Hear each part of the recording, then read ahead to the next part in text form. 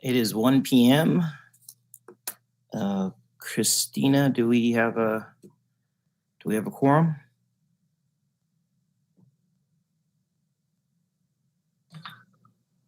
So far, yes, we have you, Gabe, and Shauna. We are waiting for Alan and Georgina. So we have a quorum for right now to get started. We just need to wait for the other ones to show up for the action item. Okay.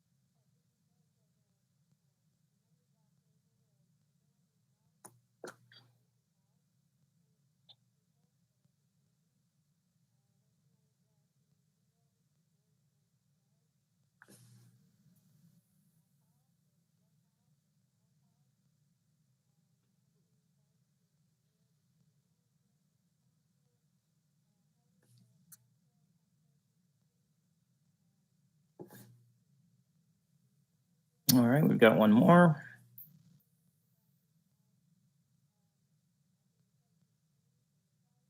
All right, so the only one left is Georgina. Be great to have everyone. Did we that she responded that she was going to be able to make it? Yeah, I actually just got off the phone with her now. She was having a trouble finding the link, so I just resent it. Okay, and what I wanted to suggest, so we kind of obeyed the issues last time. She's in a poor area for internet connection. If she could just use the call-in number, so that we don't lose her.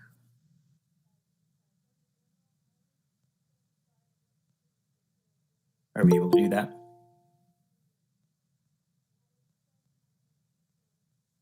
All right, there we go. We've got a full board. I now call this meeting to order. Roll call.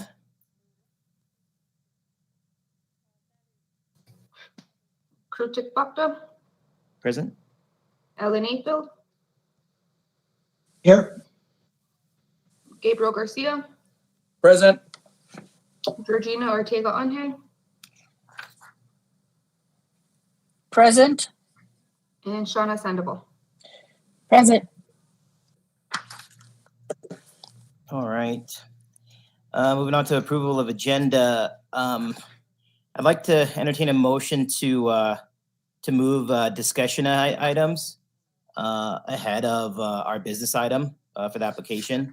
I think the discussion item is important as far as how we would talk over the application. So we really need to go over the discussion items as far as how lodgers tax funding is the proper use, what's happening with applications and so on. So it looks like we need a review of that again. So I'd like to move discussion items ahead of business items. So I'll entertain a motion for that if I could.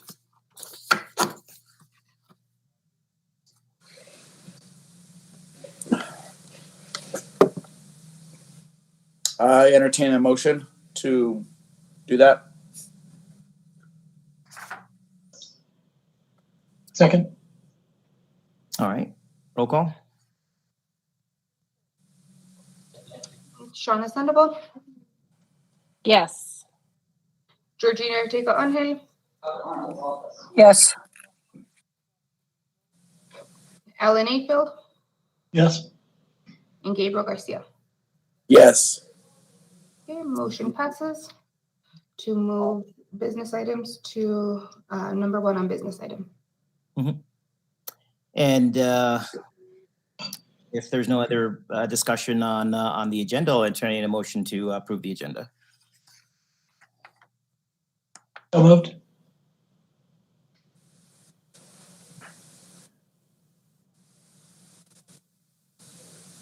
Second?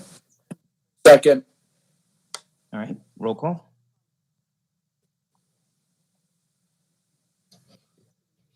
Georgina Ortega Anje, Yes.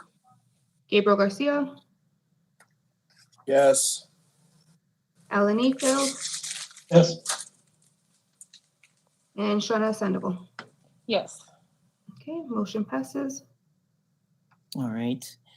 Moving on to public input. Do we have any public input today? Nothing was submitted to me for public input. Okay. All right. So this was the time for anybody else that's not presenting today to communicate with us. If there's anyone here or joining that's not part of the presentation today, that's Elmo, Nancy, and I believe Cindy. Those are the three people that I can talk during the presentation. I can't have people raising their hands in the crowd. It would just like be a meeting in the chambers. So public input's the time to give input if you're not part of the presentation today. Otherwise, I can't have people raising their hands during the meeting. All right. So moving on to discussion. And it's lodgers tax funding. I guess there's been a lot of questions by everyone on, by council, by groups on lodger tax funding or applied for, and then the questions have arisen afterwards. So in our packet for the board, I think Christina put the city statutes on there.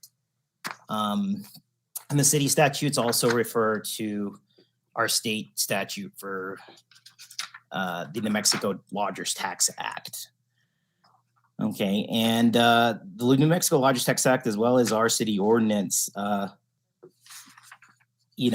lays out pretty much the correct uses for lodgers tax.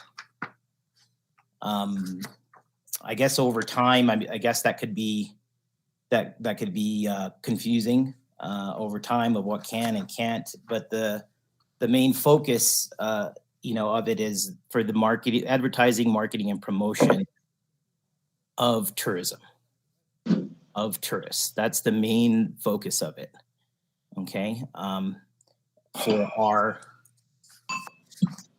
our town, at least half of the proceeds of the first 3% must be spent on marketing.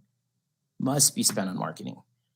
Okay, at least a fourth of the proceeds above 3% must be spent on marketing after that.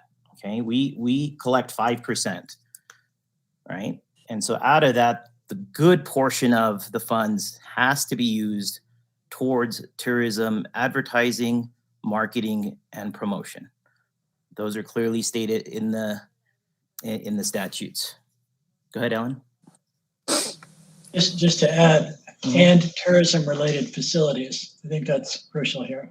Right, and tourism-related facilities. There could be wayfinding and parking, and there's all kinds of other things that are tourism-related facilities. As long as the keyword tourism is connected with the facilities and that. I just wanted to make that clear to everyone. These taxes aren't general fund. It was set up to be collected by the hotels for a specific reason. And that specific reason is for the advertisement, promotion, and marketing of tourists coming to Vegas or coming to New Mexico. The other uses behind the absolute required percentage is to supplement everything that's lodgers tax to pay for audits. I know that question came up with the hotels and so on.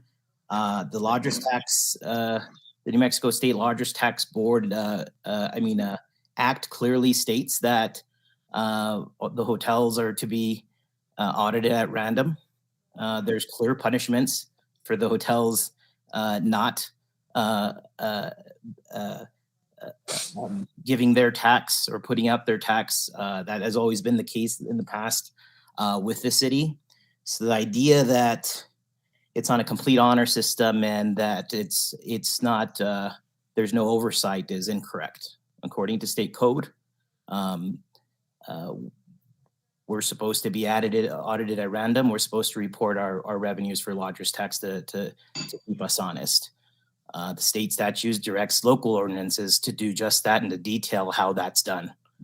In the past, my hotels have been audited. Unfortunately, I paid too much, and that's the first time I got a check in reverse back from lodger's tax. But they are audited, and that's supposed to be the process. So going forward, the other uses, again, is in supplement that. So if an event needed police assistance or anything related to the tourist event, some of those monies could be used by the city. But that's about it. It's about the promotion of tourism and the surrounding function of lodger's tax and tourism. And so that's a pretty tight definition to me of how that can be done. So we run into problems when we start doing things that don't target tourists. I know it could get a little bit troublesome, but that's why we have guidelines and we're asking everybody to read through, but that's also why you have a lodger's tax board.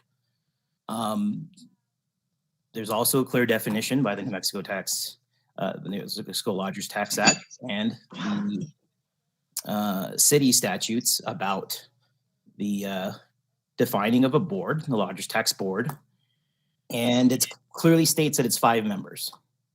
We can add members to that. It says 5 members, but it's rounded again to focus on what the tax is here for. So you have 2 hoteliers, you have 2 businesses that cater directly to the tourism business, to tourism related business. A lot of times it's in restaurants, but it can be any other business that their business is marketing to tourists. And then there's one at large that represents the community. That's the makeup of the board. According to both statutes, there's no additions or subtractions, though. That's the 5-member board. For the assignments of that board, that's under the control of mayor. He can make those selections for it. But I just wanted to make that clear for everyone. If anybody had questions on the size of the board or who can be on it, it's clearly stated in the statutes. But we're here to make recommendations to council. Yes, council ultimately makes the decision to fund your items, but the Lodgers Tax Board is set up to assist to recommend funding recommendations.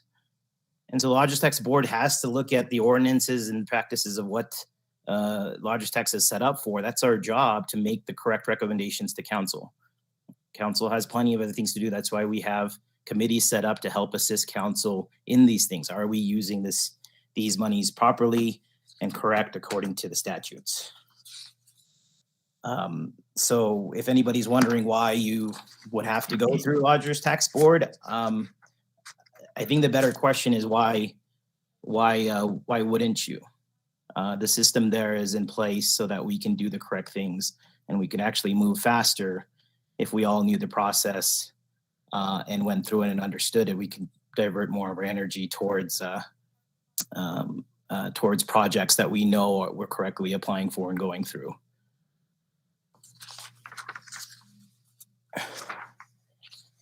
So I think that's the gist of the review. If any of the board members has any other questions on acceptable use, why the board is here, and so on, I'm open for discussion, but I just wanted to point those things out. So I got that package showing like the conflict of interest. Is that pertaining to this specific board meeting? Because this package pertains to advertisement on Bridge Street to help alleviate what's going on with the construction. So I'm just sort of curious as to what I'm supposed to do as a board member from here on out in this meeting. Right. So that's going to be the interesting question on the packets. And I think there was an updated packet sent in, but I don't know if it got to everyone on time because it was sent yesterday evening. Yeah. That's the I reason. got revised, but I'm just wondering, like, am I barred from voting? I'm kind of curious as to what I can and cannot do right now. So usually if there's a conflict of interest, to the best of my understanding, that as long as it's not during the business item on a vote, then we wouldn't have it. So I try to seek clarification on that, but to the best of my knowledge is if there is a conflict of interest there, and I think there's a possibility. I mean, it is because of the way the packet's been written. There could be conflict of interest there, and I think it was brought up because we need to identify if that's the case or not. Usually, when you keep things broad and you're doing things as a whole for the city, and it's not individual entities that are benefiting within the packet, then you stay clean from those things. But if the event or whatever you're promoting specifically states individuals individual entities that are to benefit, then it gets kind of sketchy on, you have calls for conflict of interest. Well, then there's two board members then that have a conflict of interest. That would be Gabe and Alan. Am I correct? I would assume so for myself, because I'm, right smack in the middle of Bridge Street, and I can say that construction has had an effect on my business, and this packet directly, if I wasn't on this board, I would definitely be in favor of this packet. Whether I was on or not on this board, I would definitely vote for something like this. So that's what I'm saying. Like, right. So the only thing is there, and I mean, look, this is important for everybody to know, is that because so like say Shauna is also technically downtown, but she's not in the part of she's not in the packet. There's no for as far as Plaza Hotel and Allen, and you are both listed as, hey, these are the people impacted, this is what we're getting assistance to. And that's when we run into, hey, we're doing this for individual instead of the whole. But I just wanted you to keep those things in mind because we're going to address them as we go through the packet. But that's why we're having this discussion. Go ahead, Alan.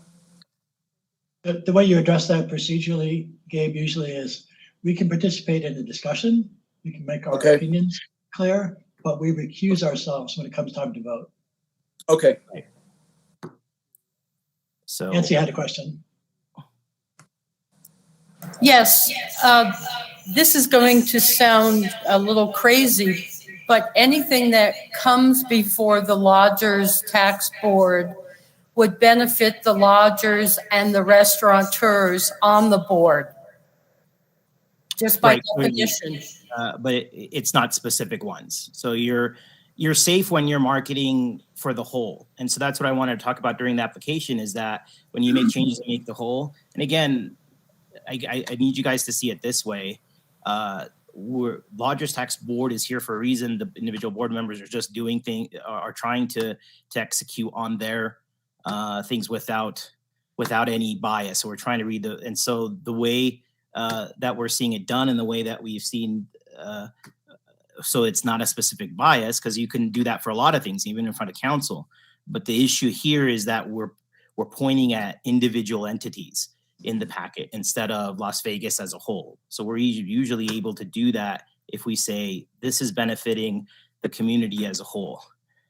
Okay, but when we start pointing out this is going to benefit these initial entities, when we use that language, that's when we get into that gray area of what we're talking about.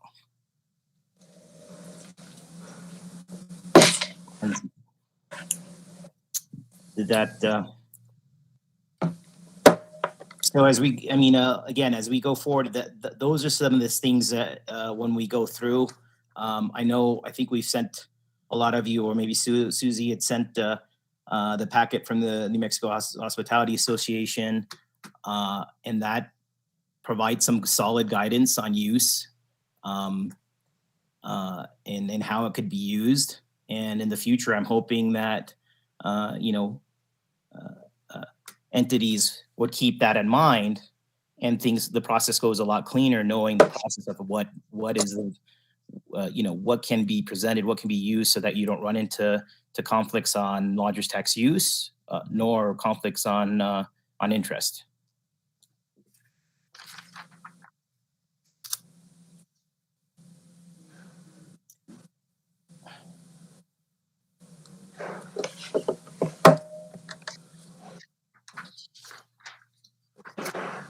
All right, so we can, if there's not any other questions on its use, we could go into the application of go into the presentation for the application. We can move on. I just wanted to make sure that there's not any other discussion on the process. I mean, one more thing is that as far as even the applications goes, I want everyone to keep in mind that even the idea of an application in general for request of assistance was non-existent before. It had disappeared.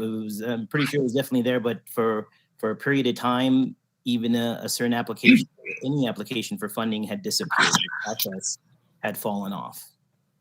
Lodger's tax has tried to put that back together. The start of it was for event funding. So this application was intended to start off the application process again, because it had disappeared. Over COVID and before, we've been trying to rebuild a proper application process so that things would be fair. Everybody would know what's happening. They would know dates, and they would know rules and procedures and so on. We're barely touching the surface on that. And it was again for event funding, not for marketing campaigns, not for thing. We also had done it for, because it worked out well, we also did it for infrastructure. Okay, but just to clear up, the idea of caps keeps popping up, and I want to clarify clearly, the only time lodger's tax has talked about caps is for event funding, for the specific event funding. And when we did set it up, we made an exemption for 3 major events. And we've also clearly stated over time that if there's an event out there that warrants larger funding, lodger's tax could recommend that to council. This cap didn't apply to anything else. I have a question. Lodger's tax, it was only to event funding. So I wanted to make that clear. Go ahead, Georgina. Anybody there? Hello? Yeah, Georgina. Unmute yourself. Hello? I can hear. Like everybody We can dropped. hear you, Georgina. Hello? We can hear you. I was thinking, Anybody Georgina, here? if you can use the call-in number if you're having issues with the Google Meet. Hello? It'd be easier to do over the phone.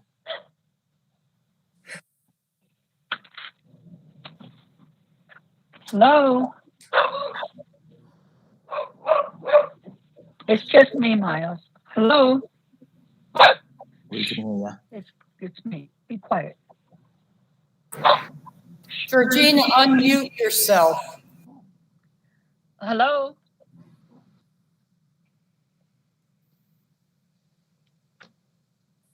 Am I the only one that's being dropped? We can hear you, but you can't hear us. Okay, now you're on. I can hear you now. Okay, It froze on me. go ahead, Georgina. My internet keeps dropping this thing. It's dropped 4 times since we started. Okay. So I'm kind of missing pieces here and there. But I hope we're not finished with this. We're still under discussion on this. Right. I was about to move on. If you have any other discussion, I'll entertain. Go ahead. All right. Well, I'm still a little concerned about the. It says here because it's highlighted on that section C on disqualification. Christina, can you get her the phone number to call in because we were having these issues last time. It'd just be easier if she gets on the phone because I need to move on with the meeting. Yeah, I'll call her and let her know. Okay, thank you.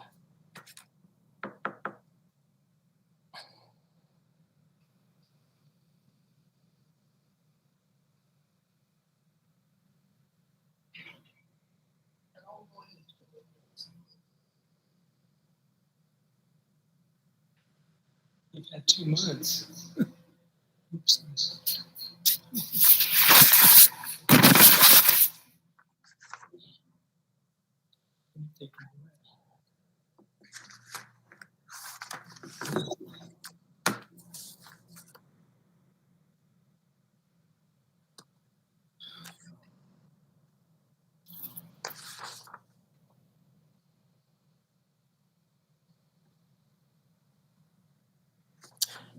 Okay, I'm going to go ahead and continue on to the presentation.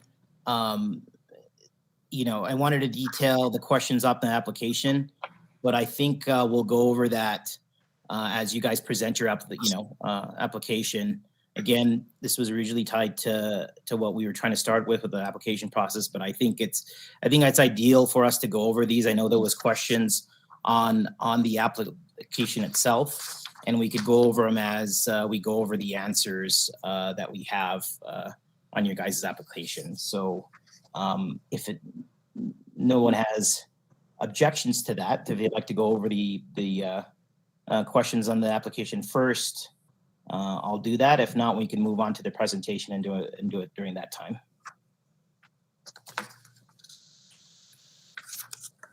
Let's just go with the presentation. Let's get going. All right, if I don't have any further discussion, we're moving on to the business item of the presentation, sorry.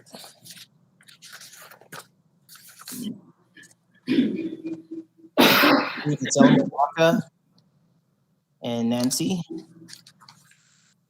And go ahead with your presentation. Okay, thank you, Chairman Baca. Members of the Lodgers Tax Review Board. Sorry, Elmo, hold on just a second. I didn't mean to interrupt you. Christina, I think for this we're gonna need Georgina in because it's Georgina, myself, and Shauna. That would be non-conflict of interest, right? Yes, and I just gave the number to Georgina, so she's calling it now. Okay, I need her on so that we can do that.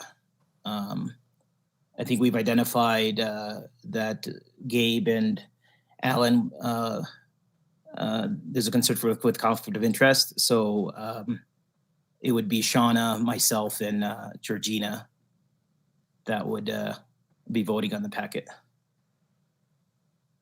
So I need her here for the presentation portion of it. She just logged in. Okay. Georgina. All right, I missed it because it keeps dropping on me, and so I finally got a call number. Okay.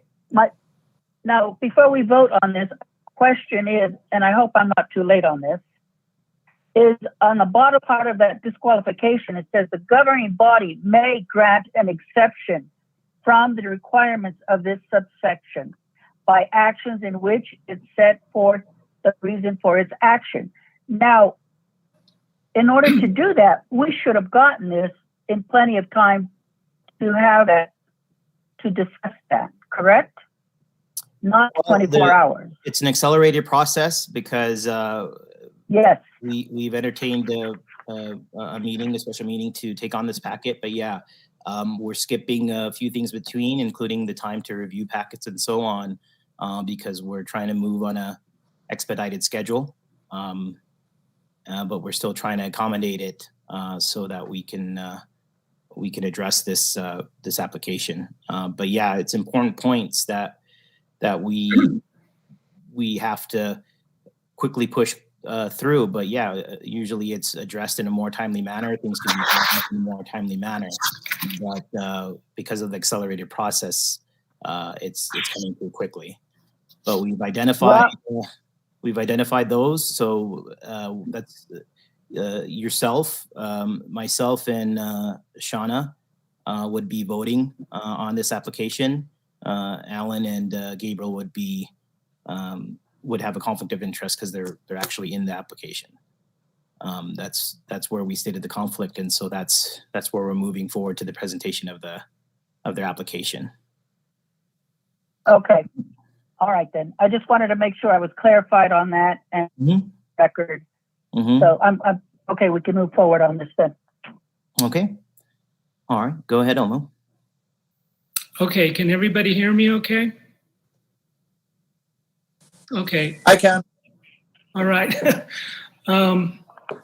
Members of the Lodgers Tax Advisory Board, first of all, I want to offer you a personal apology for these unusual circumstances and for taking time out of your day to hear our request. So I don't think it was our intention, the Old Town Merchants, to circumvent the process. I think we just feel like we found ourselves in somewhat of an emergency situation. We received some advice to appeal directly to the City Council in the interest of time. And so it's, I think it's kind of triggered an interesting process. And so we do apologize for the inconvenience.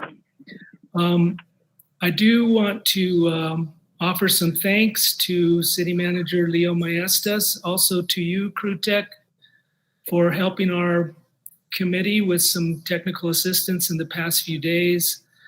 I also want to acknowledge some of my business colleagues in Old Town for all of their hard work and assistance, including Nancy Colalillo, who will present with me today.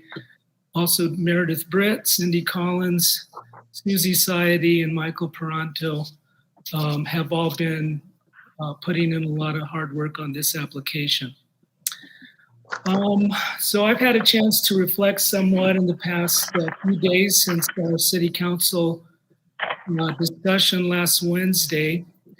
I was advised by the City Council members and also City Manager Maestas and also Crew Tech that I should take a look at the Lodgers Tax Best Practices Handbook published by the New Mexico Hospitality Association organization.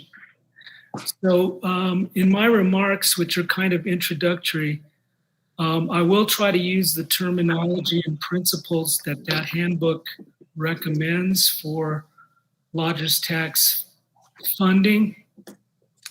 I realize this is somewhat of a policy discussion as well as reviewing our particular application. So I think some of these principles are useful. Just kind of the big picture before we get into some details. Nancy and I are representing a loose coalition of some 53 businesses in the Old Town Commercial District, which is of course Bridge Street and the Plaza. We've also received support and collaboration from 5 community business nonprofit organizations. And I think really our interest is to try to protect and sustain the general Old Town Commercial District. Again, in the definition of the handbook, the Old Town Commercial District is what we would call a tourist-related attraction. And I think everyone in town knows that our district has suffered quite a bit in the last 2 years due to the pandemic and also the past few weeks because of the ongoing infrastructure improvements underway in Old Town.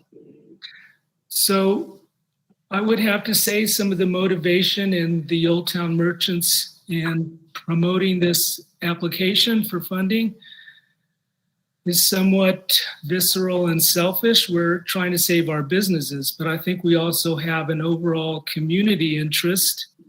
We're trying to protect this wonderful tourism-related attraction, which we call Old Town, for the benefit of the entire community. Because our historic commercial district is large with 53 businesses and nearly 100 historic buildings, our application for lodgers tax support maybe includes some elements that might not be purely tourist related, that might have a retail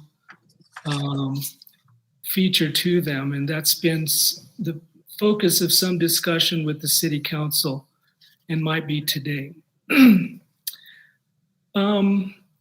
The second point I'd like to make is that in the handbook, it refers to event organizer. Who is the event organizer?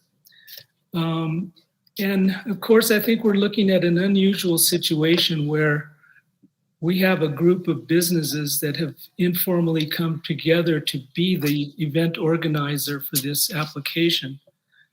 And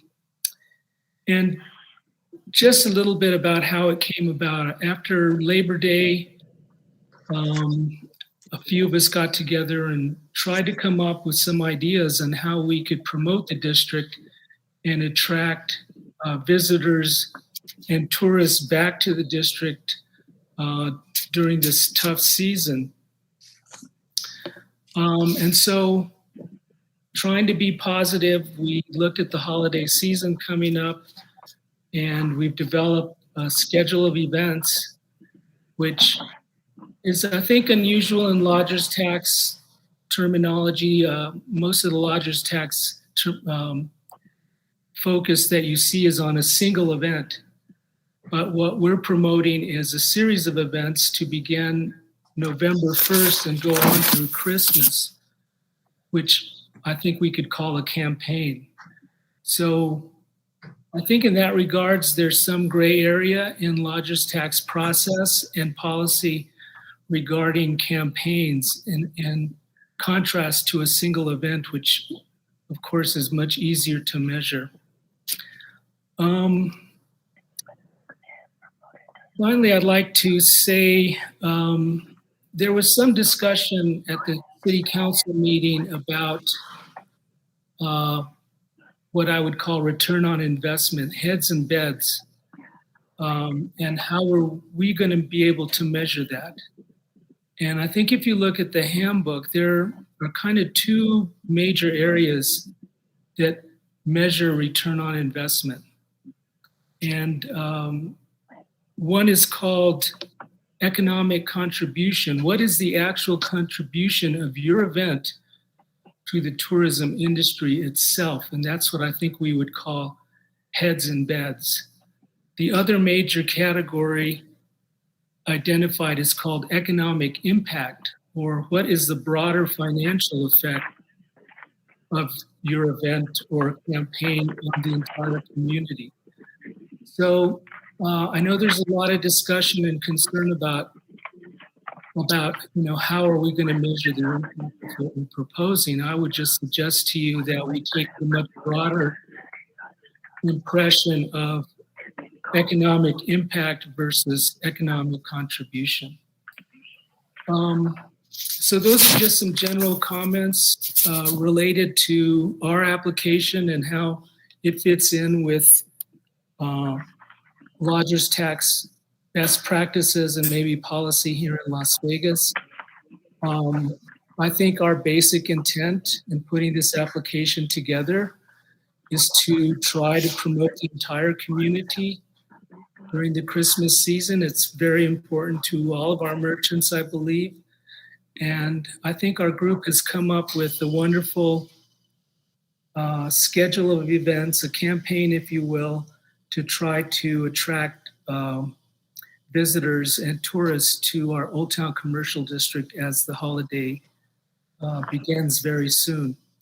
So I'd like to stop here and turn it over to Nancy, and Nancy can give a little more details about the actual application and expenses involved, and then we'll be happy to answer questions.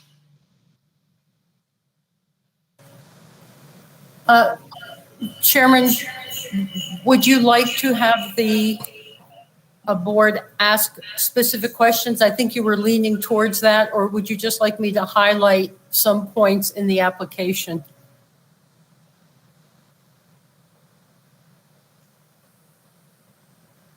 Krutik, did you hear me? Sorry, I had myself on mute.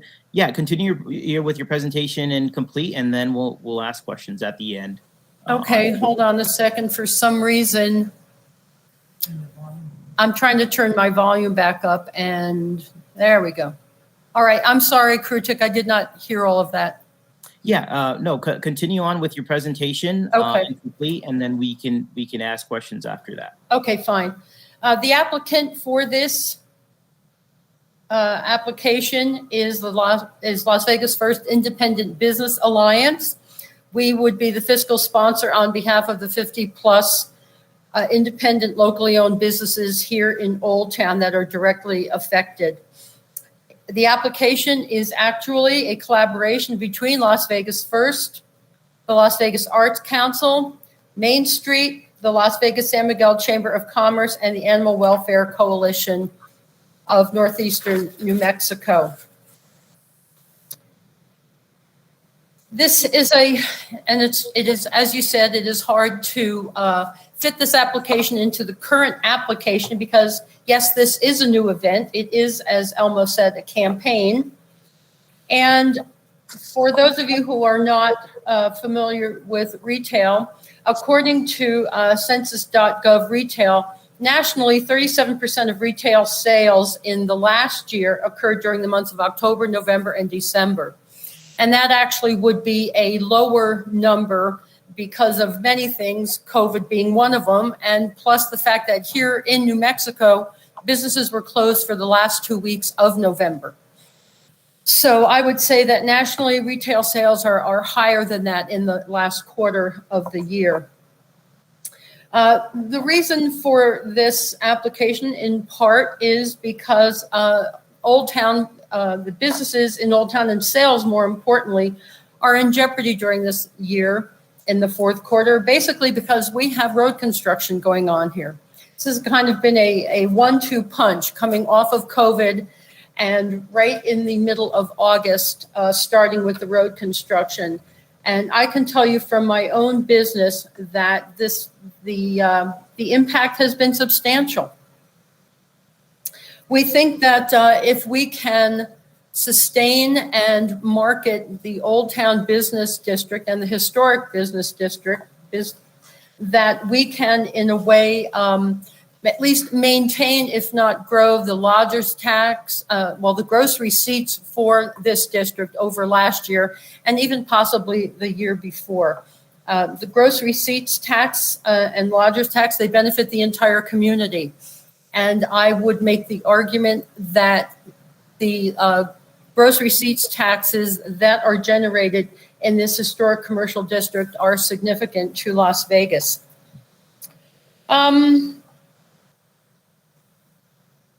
We feel that in general, the Lodgers Tax Board would be best or better served by having the lodgers actually not only report their receipts, but also help with the number of room nights. I know that it's a lump sum that is reported, but the lodgers actually have the systems in place to find out how many room nights there were around various events that happened throughout the year, and also from where the people who are staying in the various Las Vegas hotels are coming. They've got a front desk. They sign in and register the lodgers, and that actually makes the most sense for actually quantifying the number of heads and beds for or around a given event. Let me talk a little bit. You're asking about, has Las Vegas First received funding in the past? Yes, for 13 years. Las Vegas First has produced and distributed the Las Vegas San Miguel Visitor's Guide, and we have marketed the city of Las Vegas via the Visitor's Guide, billboards, which we are a pass-through organization for the billboard funding through the lodger's tax. And also, I believe we have come to the lodger's tax for some Fridays al fresco funding, which is a fabulous event for people, particularly staying in the Plaza Hotel and the restaurants in this area who benefit. I think this year, I heard numbers anywhere from 100 to well over 200 attendees at the Fridays al Frescoes on a weekly basis. Part 3 of the application talks about event detail, and I will briefly talk about the events. We would start off with a newsletter distributed in Las Vegas, including in the restaurants and the hotels, with a list of the upcoming events. November 6th is the Art Bark, which is a fundraiser for the Animal Welfare Coalition. Artwork donated by local artists and citizens is auctioned off during an evening reception. And I don't know if any of you have gotten your invitations via postcard, but I have already gotten that. On November 14th, the City of Las Vegas is going to do a turkey trot, which is a 5K run beginning on Hot Springs, ending at the Plaza Park. That is similar to the Fiesta Run, the same route, etc. November 19th, the Las Vegas Community Foundation is going to do another chili challenge, which is a fundraiser for the foundation that will be virtual via YouTube. November 26th through the 28th is the Thanksgiving weekend holiday. Small Business Saturday and the Scavenger Hunt is hosted or created and run by Luna Community College, the small business administration there. December 4th is the Electric Light Parade, which is a city event. On the 5th, there will be a pet parade in Plaza Park that will be done by the Animal Welfare Coalition. Animal lovers will parade their holiday costume pets around the plaza for donated prizes. December 12th, this is a city event. It's the Ugly Holiday Sweater Contest. I'm not going to ask you if you have a ugly holiday sweater to raise your hand, but I'm assuming many of you do. It was a big thing in the 80s and the 90s.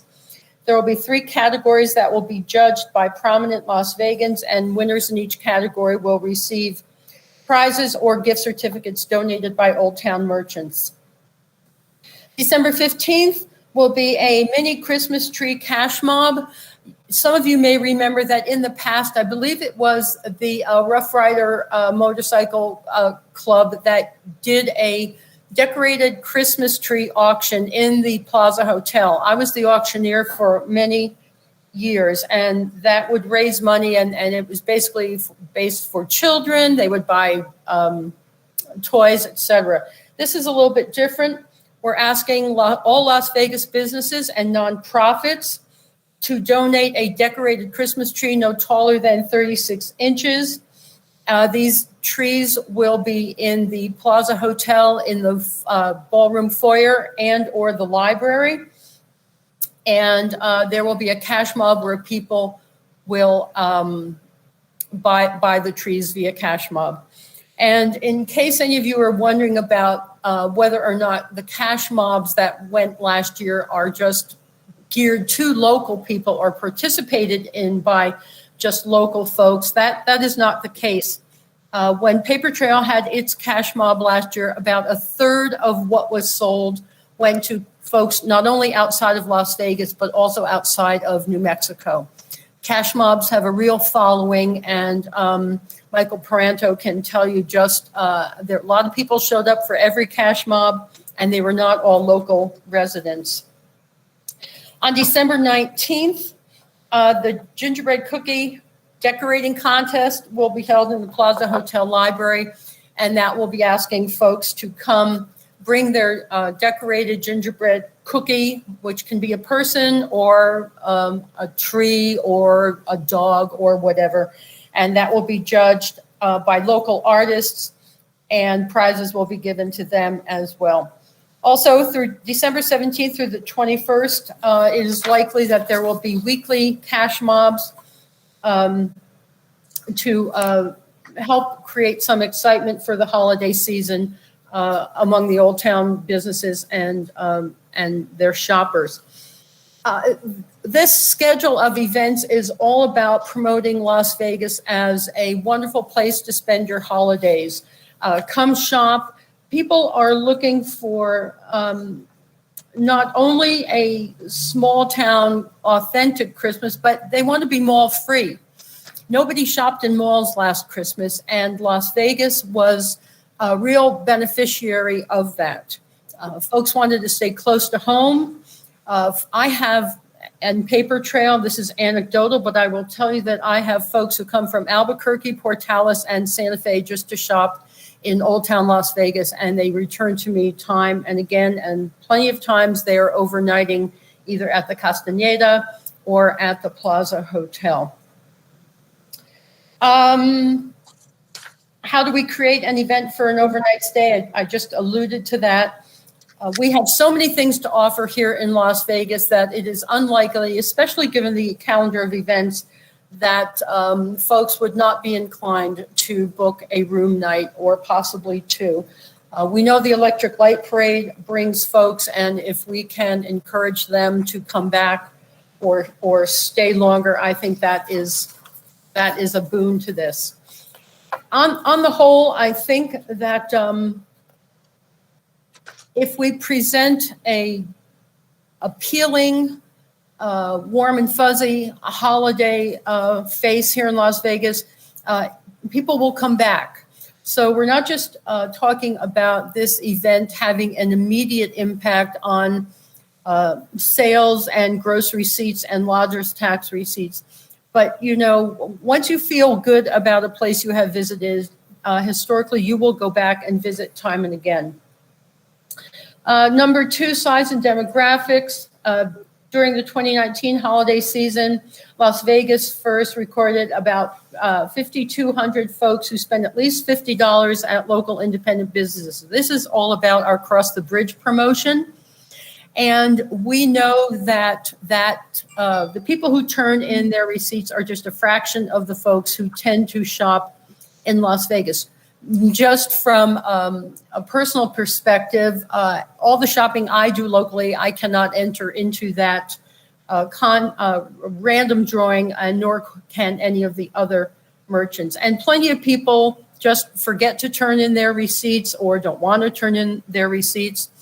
And Cross the Bridge also, as the cash mobs, Cross the Bridge also has a significant number of winners who are not from Las Vegas. They're from out of town. They are from out of state. They have come for a visit and they have done shopping and they turn in their receipts and then they get chances into this random drawing. So we know that that happens as well. Who are the, sorry? Okay. The anticipated ages and demographics. This is infant to 100. I'm not going to live that long, but I'm sure there's some folks who will. Visitors to Las Vegas will include travelers, there are heritage tourists, snowbirds, other northern New Mexicans who are attracted by the shopping, dining, and lodging offered in an historic town that is so unlike their own hometowns. You know, historically, Las Vegas is the commercial district of northeastern New Mexico. Folks are used to coming here and shopping. The campaign that we envision includes multiple NPR stations, and their demographics and psychographics fit perfectly with what Las Vegas has to offer. Is this a program or event that's otherwise absent in Las Vegas? Yes.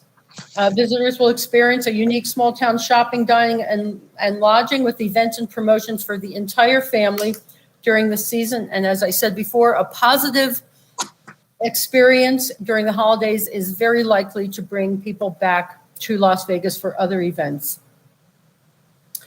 Who's making this request? The Old Town businesses who are recovering from both past business losses due to COVID and currently struggling through much needed but poorly timed street and utility construction during the fourth quarter, which is for many, many businesses a critical time of year. There are folks who do 30% of their annual business in December alone. And we have in-kind donations as well from the volunteers that Elmo mentioned earlier. And I think that's, in a nutshell, what we're hoping to do. I believe you all have the print ads, media, poster information, etc. And I believe you all have a budget. So with that, we are happy to answer questions. I will say that if I don't have all of the information, both Cindy Collins may have some information on cash mobs and social media and the impact of social media.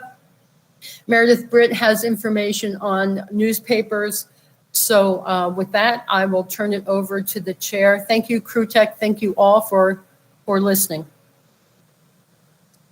All right, Nancy and Elmo. All right, I just need clarification.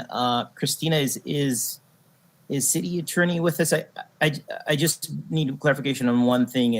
As far as I know, that we have conflict of interest on the vote, but I just want clarification that if discussion can still be had by Gabriel and Alan. They wouldn't vote. They could just be part of, if they wanted to ask a question, that they could. You know what, Crew Tech, this is Scott. I don't think I have you guys's the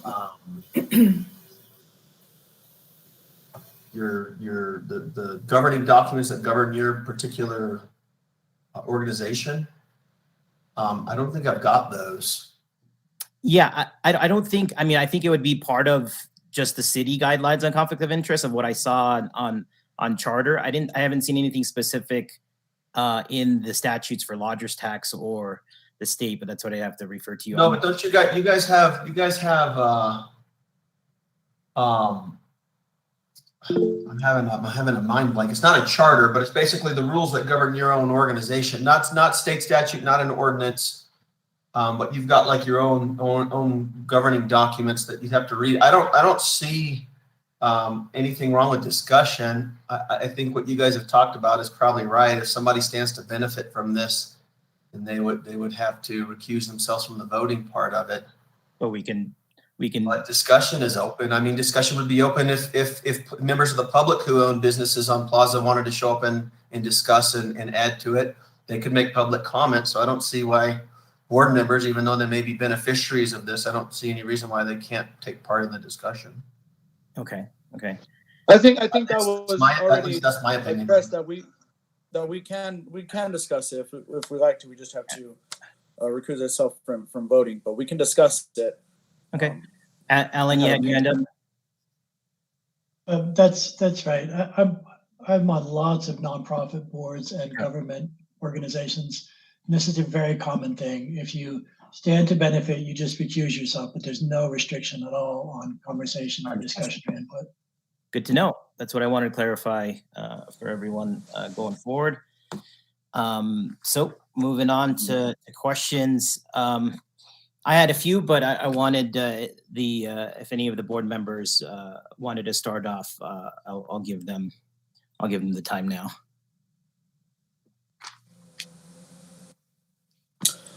Well, no, I don't really have any questions. I more have like a statement because the current campaign that they have right now on Bridge Street and Plaza saying that businesses are open are pretty bleak. They're not really good.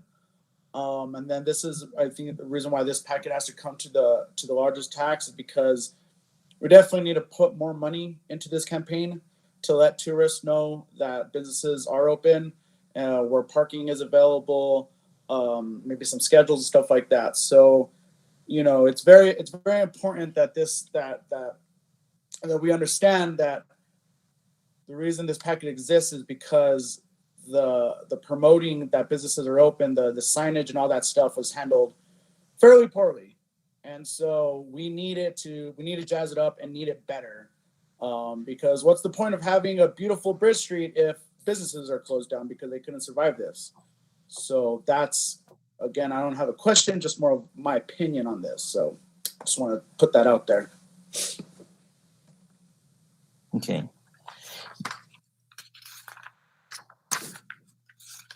So yeah, I understand. I mean, look at everyone can see it. There's there's definitely businesses that are hurting. But what we're currently applying for and what the board are on for is for lodger's tax. And then that's what I'm trying to keep the focus is that, yes, I understand that this portions of the community are hurting right now, but the guidelines for lodger's tax are this. So I just need everyone to see it from the board's view of what they're charged to do. Yes, you're applying for these things because of these reasons, but we've got to clarify these things because we need to make sure this tax policy, the way we've collected it and distributed it is done correctly. So if we get into, again, if the campaign isn't tourism related and we're making it more of a local item, then that we have to be careful. Again, that's why I pointed it out for the statutes and so on, that whatever we're doing, yes, if some components are local, that's fine. But the reason the money is being used, and it's quite clearly stated, is for tourism. So that's what we have to keep our focus on, and the way we provide our applications need to be put in that way as well. So if you were put in an application, if the main essence of it is, hey, we're trying to get local shopping done because of construction happening, then you have a problem there connecting it with tourism and what lodger's tax guidelines are. Those are some of the concerns that came up, is this event or campaign, is it the right use of lodger's tax funds if we're not targeting tourism, if we're not targeting the proper use of it? Yeah, I believe it is, because I mean, people in this town already know that this was coming. They know the construction's going on. They've dealt with the fiestas and other, the biker rallies. So they know when traffic is rerouted and how to get around. This is, I believe, for the tourists to know that not to turn back around and go somewhere else, but to, find a way to park, get out of their car, and are sort of corralled into this area so that they can, come into our community and do some shopping and, hopefully stay here and have a good experience is what we're looking for. Mainly because, I mean, the locals already know what's going on. They get it. It's the tourists who don't know. They're the ones who turn around and go somewhere else. They're the ones who get lost, I hear from them myself. They come in and they're surprised to see that this is going on. And, I have to be very positive and tell them, like, we're doing this because we need better is necessary. We have to do this, but at the same time, don't be afraid and don't get discouraged and leave because you see all this construction going on. Crew chick, if I may. Yeah, hold on, Nancy. I have Alan, and I think Shauna, and then go ahead, Nancy. Alan first. Good, and thank you, Elmo and Nancy. That was a really excellent presentation. I agree entirely with Gabe that this is about tourism in Las Vegas's primary tourism district, which is Old Town. It's not about a specific property. It's not necessarily about local shopping. It's about trying to market Las Vegas as a destination during the holidays. I can tell you, because I've heard it from a number of parties, that this is an existential question for businesses on Plaza and Bridge Street. The loss of parking means people cannot meet their bills, and unless something changes, then a number of those businesses around Plaza and Bridge Street that have tried so valiantly to survive COVID will not survive being shut down for 6 months of construction. So I think that this is not just about lodger's tax. I understand that obviously is the point, but there's probably a couple hundred employees on Plaza and Bridge Street. So it's also gross receipts tax. It's all kinds of support for the city of Las Vegas. So I think this is a timely and important initiative that benefits the entire community. All right, go ahead, and Shauna.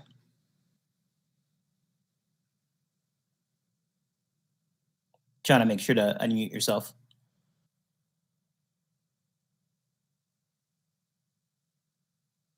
Shauna?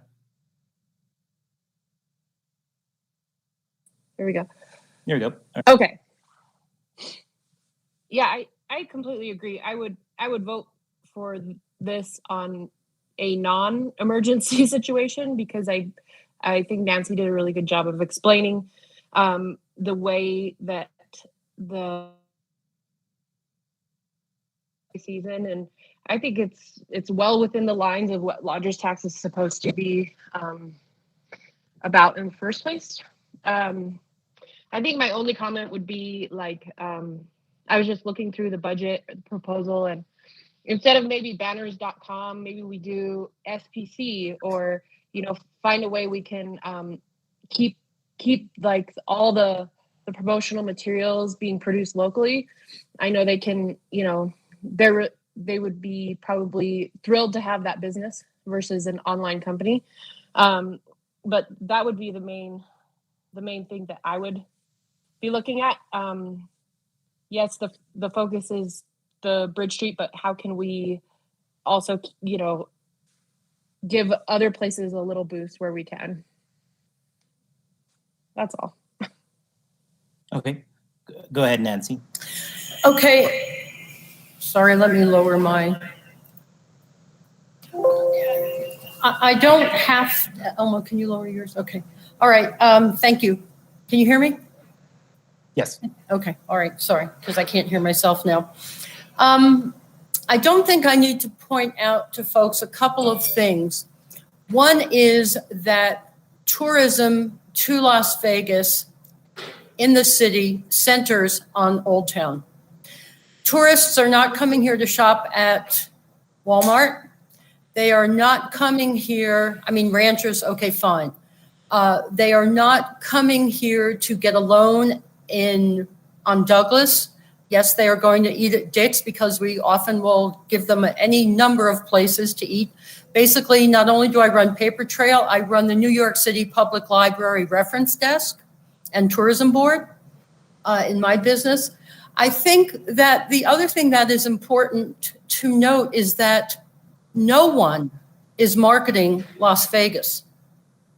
And yes, there are extenuating circumstances to this, which are both COVID and the construction that's going on.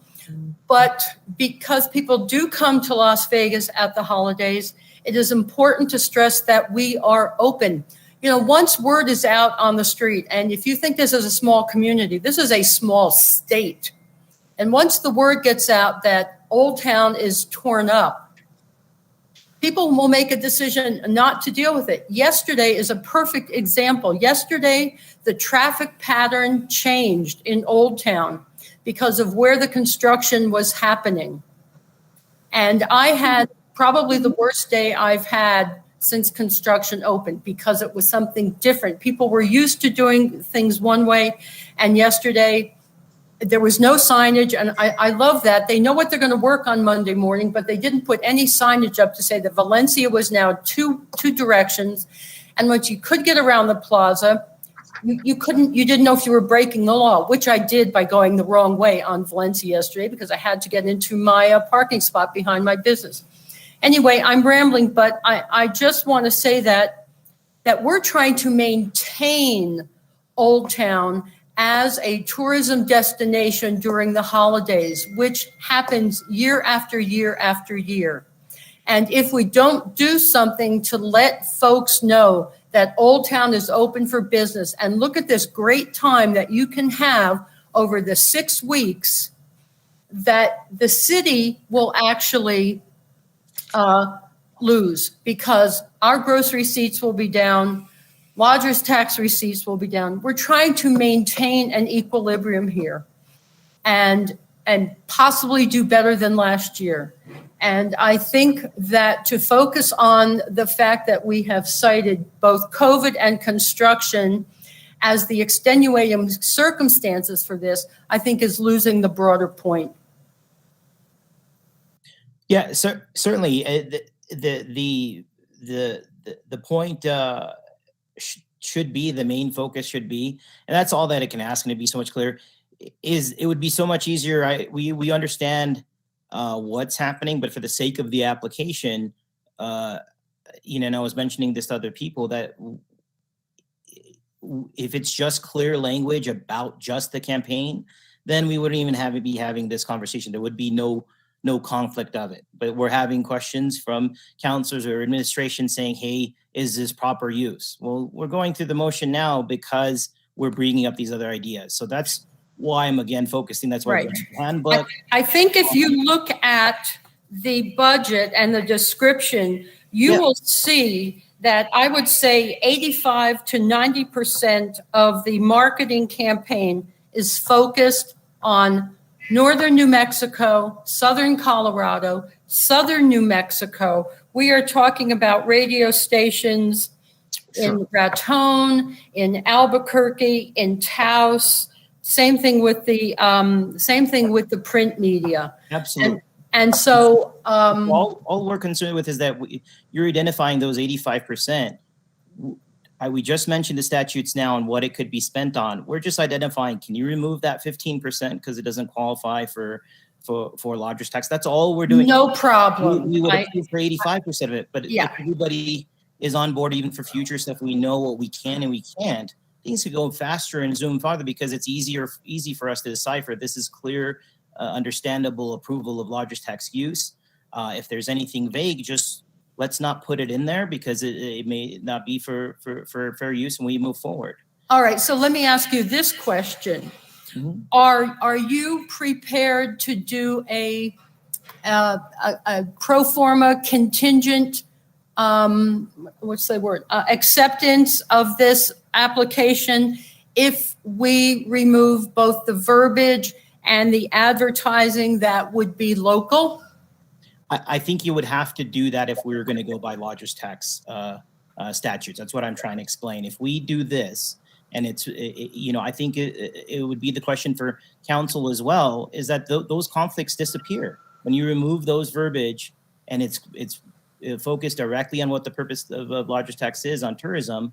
That presentation application becomes a fair game. All right, so are you willing to give a contingent, what's the word I want here, Elmo? Approval of this application based on us sending you an edited application? Yes, but it would also be a vote of the board. I need to remind everyone, I know that I'm the chair of the board. Well, I don't just mean you. I mean Yeah. you as in we are not amused in Well, it's like the information imperial collecting. sense. Yeah, appointed to be, but there are members of the board and they vote for it. And yeah, if we have a motion in front of us and we're going to vote, I think this board can do it. I'm just trying to direct that notion. So for me personally as a board member, that's the direction that I would lean in to make sure that we're spending this money correctly or for its use. So I don't want to be surprised. Like I'll have a specific example, like the banner. Hold on, just a second. I'm sorry, Krutik, I can't hear you because of the construction. So I need to raise my, okay, go ahead. Okay. So say for the first item, I just wanted to go over, but you went over it. So that was going to be one of my questions on, because you guys have broken it down step by step on what you're spending on. This is great. And so if anybody's wondering about this application and so on, look, it's asking the questions that need to be asked so we can stay focused on what's at hand and how this money is used and how it's properly used. It's not there to be vague or punish anyone or that. I mean, it really is there just so the applicant and the administration can have some semblance of structure of how we would decide that this is the right use. What backing do we have? And some of these questions are fair, but I'm going to go over the rest. But let me start with this example on the banner.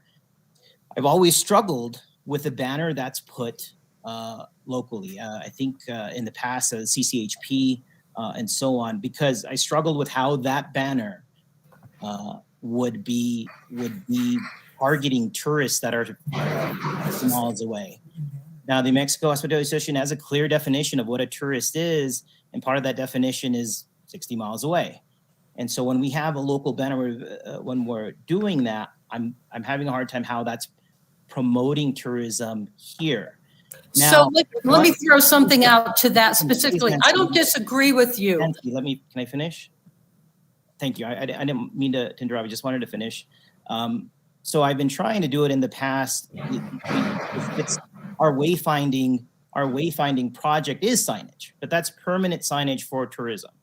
So unless this banner is permanent signage that connects to tourism, I have a harder time connecting this as part of tourism report. And so I've always had issues with production of banners that are only going to be local, that are not going to go out and actually target tourists that are the way. That's a tough backing for me.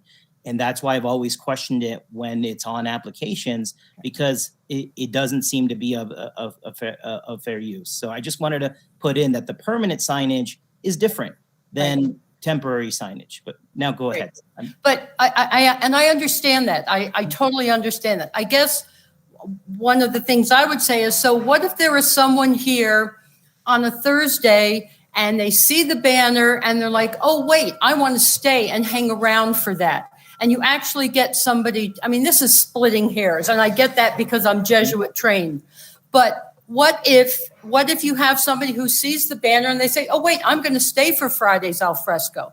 I get the fact that it didn't bring them here, but it did get them to stay, to spend more money, to maybe overnight, to eat in a restaurant, to buy gas, etc. So I just throw that out as, a philosophical discussion. I think we are perfectly happy. If you look at this description, we're perfectly happy to take the signage out. We'll take out the Las Vegas optic, the holiday howdy, and the posters that will be around town. We'll take out K-Fun, and we won't take out KNMX because they actually do go beyond Las Vegas. They have a repeater, right? So they have a repeater that goes beyond. Yeah. So I don't think anyone has on the committee here has any issues pulling those things that may smack of being too local out of this budget. And we would be happy to get that to you within an hour of this meeting being over. The same thing, if truly the impediment to approving this is that we have cited COVID and construction, we'll take it out. My fallback position to that is nobody is marketing Las Vegas. And so we are applying to market Las Vegas during a time of year that is crucial to the businesses here and the general community. People drive up here from Albuquerque, they're going to get gas, they're going to eat, they're going to have a drink at Rialto. A thriving and successful Old Town historic commercial district is in the best interest of everyone and every business in Las Vegas. And I can't stress that enough.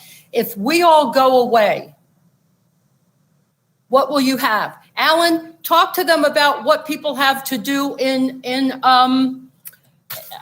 La Posada. They rent a car and they go to Jerome.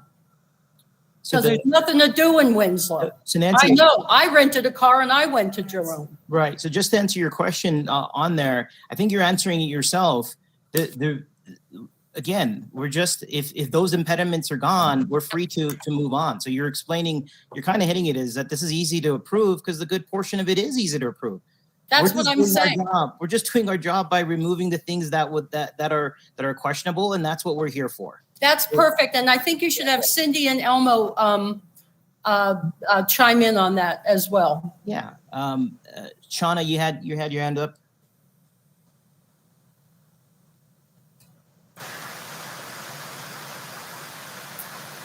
Yeah, just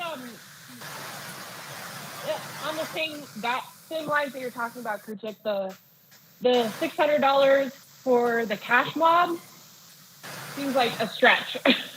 And then, like, who's getting the fund? It seems like a charitable fundraiser, not like a tourism thing. That'd be my only comment on that. I mean, find another way to get $600 to something else that we could use to bring tourists, but I just don't think it falls in the guidelines. It's not just that cash mob. So look, I believe the city, and there needs to be. We're trying to do the good for the whole, of course, but over time we've lost the details.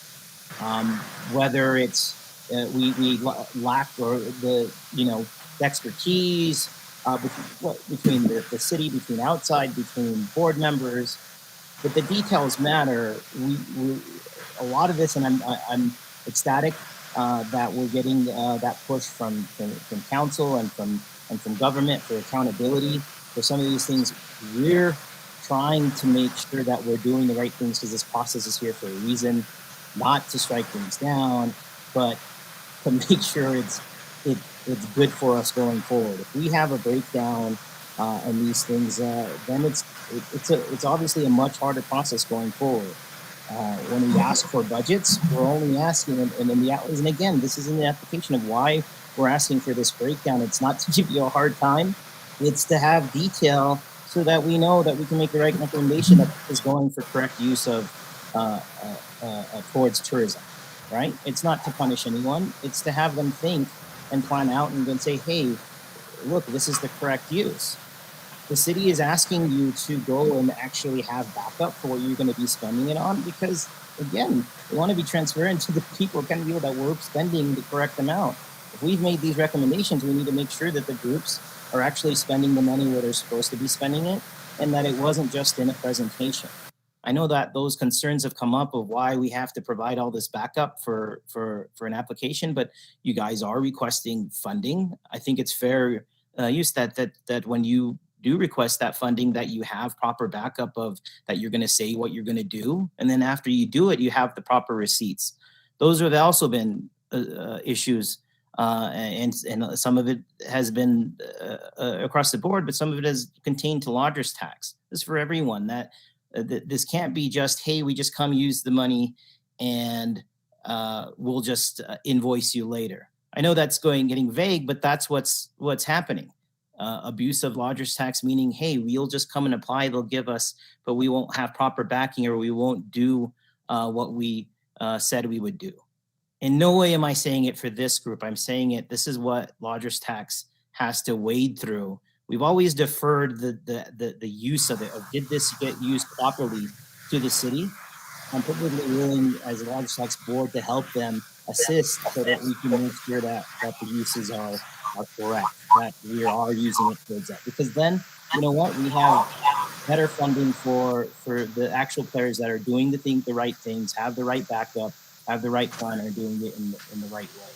Right? I just need to see everyone to see that as this is not a detriment. They're asking to clean this up for the benefit and transparency for time.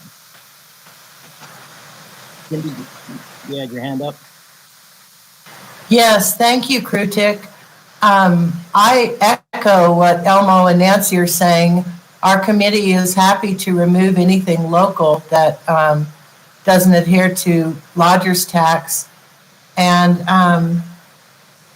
Michael just put up a message that Main Street would pay for the Cash Mob videographer, which, by the way, is a virtual event. It goes all over the country, but I understand your concerns.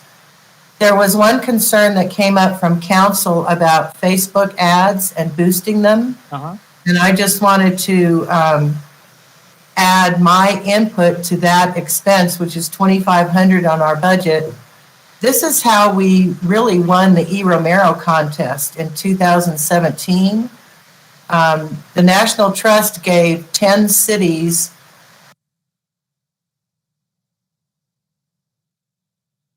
Did we lose her?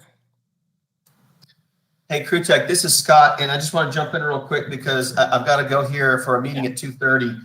But I just wanted to encourage you guys with this. I'm not sure where you guys get the definition that a tourist is someone who's 40 or 60 miles outside of the city, because the state statute strictly defines a tourist as any person who travels for purposes of business, pleasure, or culture to Las Vegas. Okay, and I want to make it clear that doesn't just mean people from Santa Fe and Albuquerque. That's Wagon Mound, that's Mora, that's Rociada, that's Sapello, that's Rivera, that's Villanueva, it's Roe, it's Pecos. All of these people who come in, if they're coming here to do something like shop, whether it's at Walmart or BTU or the Plaza or Bridge Street or Hacienda or Taco Bell, they're coming here for pleasure. If it's movie industry, they're coming here for business. And other people come here for fiestas. All of that qualifies as tourists. That's so money spent towards that. I just don't want the definition of tourist to be narrowed down to mom, pop, and a couple of kids who drive the car here from an hour or two away and walk down Bridge Street. Yes, that is tourism, but tourism's a lot bigger. And so just to help encourage the spending of this money for budgets, if we can understand really what who the tourists are, then we can, the New Mexico hospitality is what gave you guys that 60-mile radius.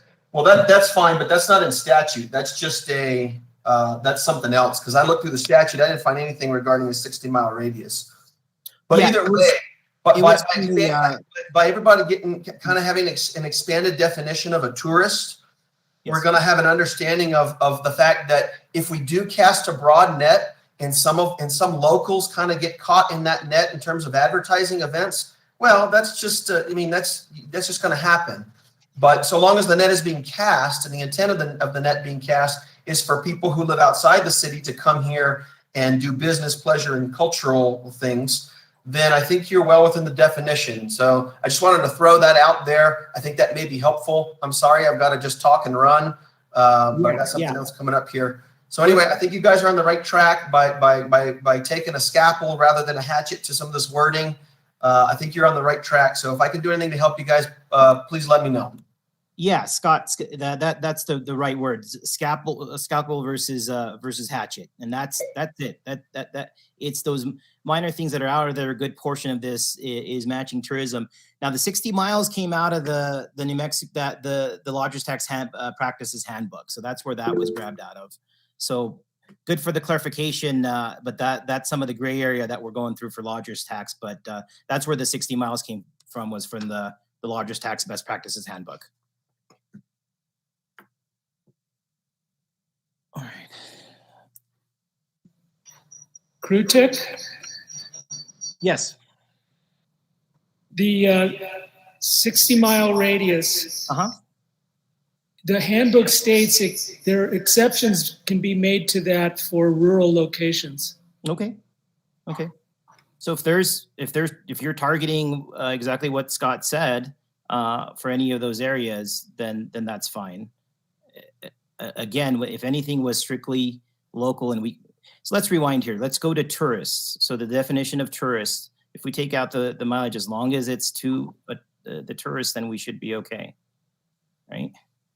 Is that what we can say for those remaining items? Sure. Okay. And again, it's how the board would like to go forward. But I see it as the easiest path.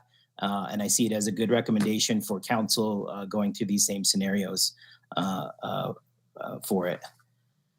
So again, on some of the questions on the applications, I just wanted to make sure we go over it, because I know there was questions of the applications, and then we could go on to discuss for approval. Look, as far as questions on how you would, I heard that, and it was just kind of a little upsetting to me is that how you would say how many heads and beds and so on. Again, when you go to return on investment, the reason some of these applications are the best return that you can have is something that's going to contribute back to the fund and grow this marketing budget even more. So it's really a focus on return on investment when you met. Now, is that the end all and everything? No, but it's a fair question in the application of, and again, if you notice on the application, there's scoring on the bottom and so on.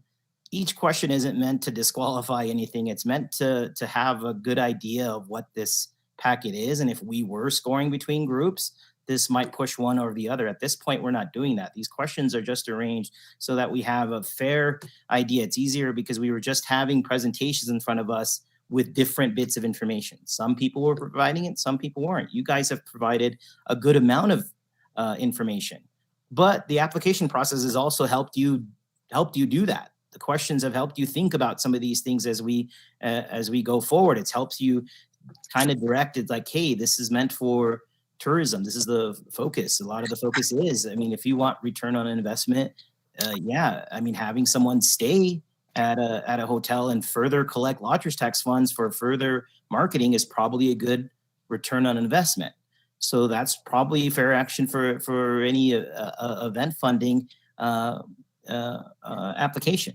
That's why it's there. It's not to do that. Now, how it's done, to say, oh, well, that's the job of someone else. Well, that's kind of just news. I mean, it could be the job of everyone. The people organizing the event have a duty. It has it in the guidelines to at least have some analysis of whether their event is working or not. You guys need to know whether your business is improving or not. So there needs to be some assistance from the group, right, of how they could count that. Now, if they want to work with lodgers to do that, that's fair game. You could come to lodge and say, hey, we want to count. We have these tickets. We want we're trying to count the number of stays. For anyone that's actually staying, we have a separate ticket. We have some way of counting. That only helps the application for the event, that you have that data. Now, to push it on the hotels and say, oh, that's your job to do, that's counterproductive of it, because it's going to be up to the hotels to now fight for your event. I think the event, you're better off if the event approaches hotels and say, look at what we're fighting. This is the number of stays. This is for my hotels. I can certainly differentiate for myself what's happening for these events. How many are we taking in? I'd be happy to talk to you guys about it, about what it is. So then you could put in your packet that these hotels experience this many nights.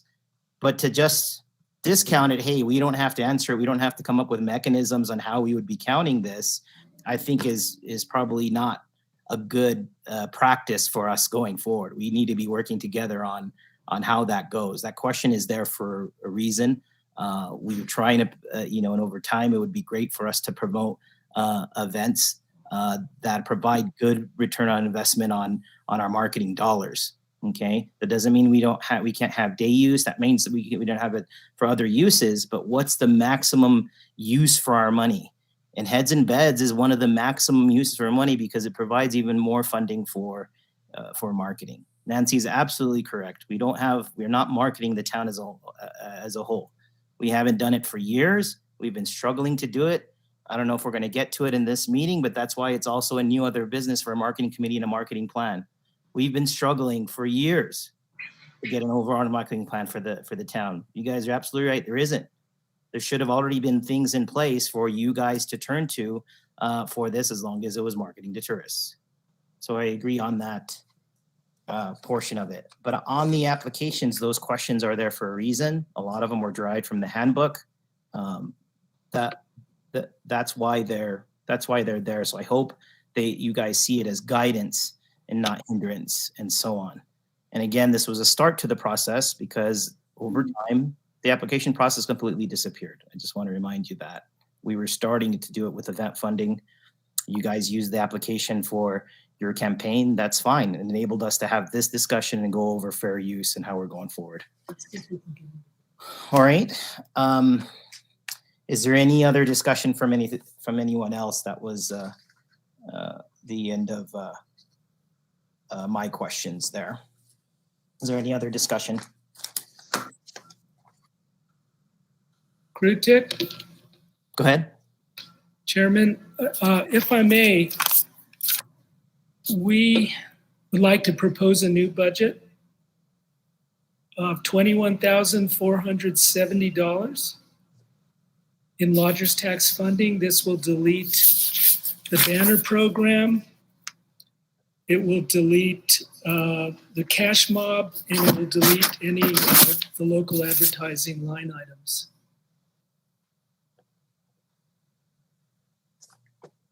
Okay. It's our understanding those were of concern to the board. Okay. All right. If there's no other discussion, I'll entertain a motion to approve that budget with the removal of these items, if that's the pleasure of the board.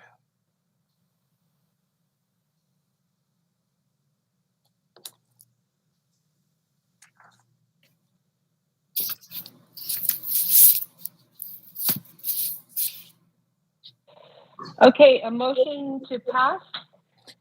Yeah, and hold on, I just want to make sure we have a Gabriel no, I'm sorry. Georgina, you're still here with us, right? Georgina? I'm here. Yeah, I need Shauna and Georgina and myself to be on to do this for the business. Georgina, are you there?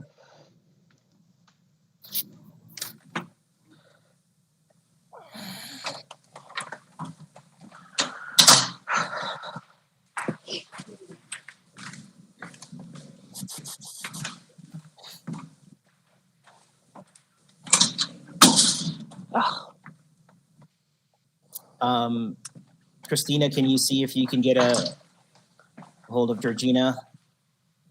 Because we need her for the quorum to vote. I see her on the screen, but we're not hearing from her.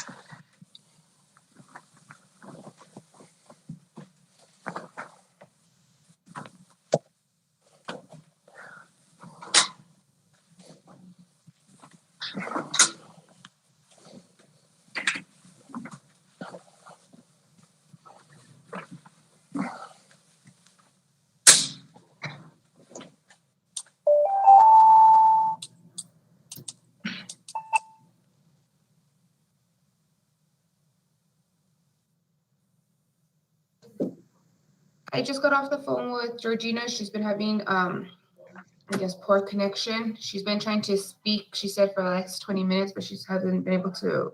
She's heard us, but we can't hear her. So she's going to log in. She's going to try logging back in now. And if that doesn't work, I'm going to see about maybe resending the link to see if that might work. Well, Christina, she's on the telephone, right? I mean, I see her as the telephone connection. How could she lose the She was actually, there's 2 telephone connections. This one that's on right now, I'm not too sure. She just logged in right now. Okay. Hello? Can you hear me now? Yes. Hi, Georgina. Hey. I've been listening to this whole thing, and I've been trying to make my comments and to know so I'm finally having to call back and out of desperation because there is a vote that we're doing right now. I had a lot of questions on this packet. Number one, they should have brought in traffic control for all of this issue. A lot of this did not have to pertain to lodger's tax. Traffic control should have been here at this meeting to explain what they're doing and how they were going to do this in the future, not lodger's tax. Number 2 is I want to know all of these events that you've got listed here, is it all going to be paid for under this money that you are asking for? And now that you did the revision, is that everything is not going to come back to us and say, oh, well, we need money for this and we need money for that? I want to know that question. The other thing I want to know is, why wasn't the marketing committee informed about any of this? You had plenty of time. You weren't, this did not happen overnight. Why didn't you approach the marketing committee? Any of you guys? Virginia works for the city right there. Why was she not informed about any of this in advance, so how they could have approached and helped out with a lot of this issue? So that's my comments. And I have more, but I know you've been on this thing for a long time. So now that's what I wanted to say most importantly. All right. Go ahead, Elmo. You're on mute.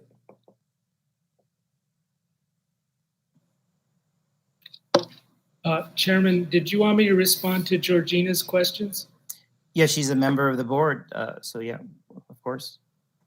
Okay, I think in response to the marketing committee, I'm not sure we were aware that there were any meetings going on or scheduled.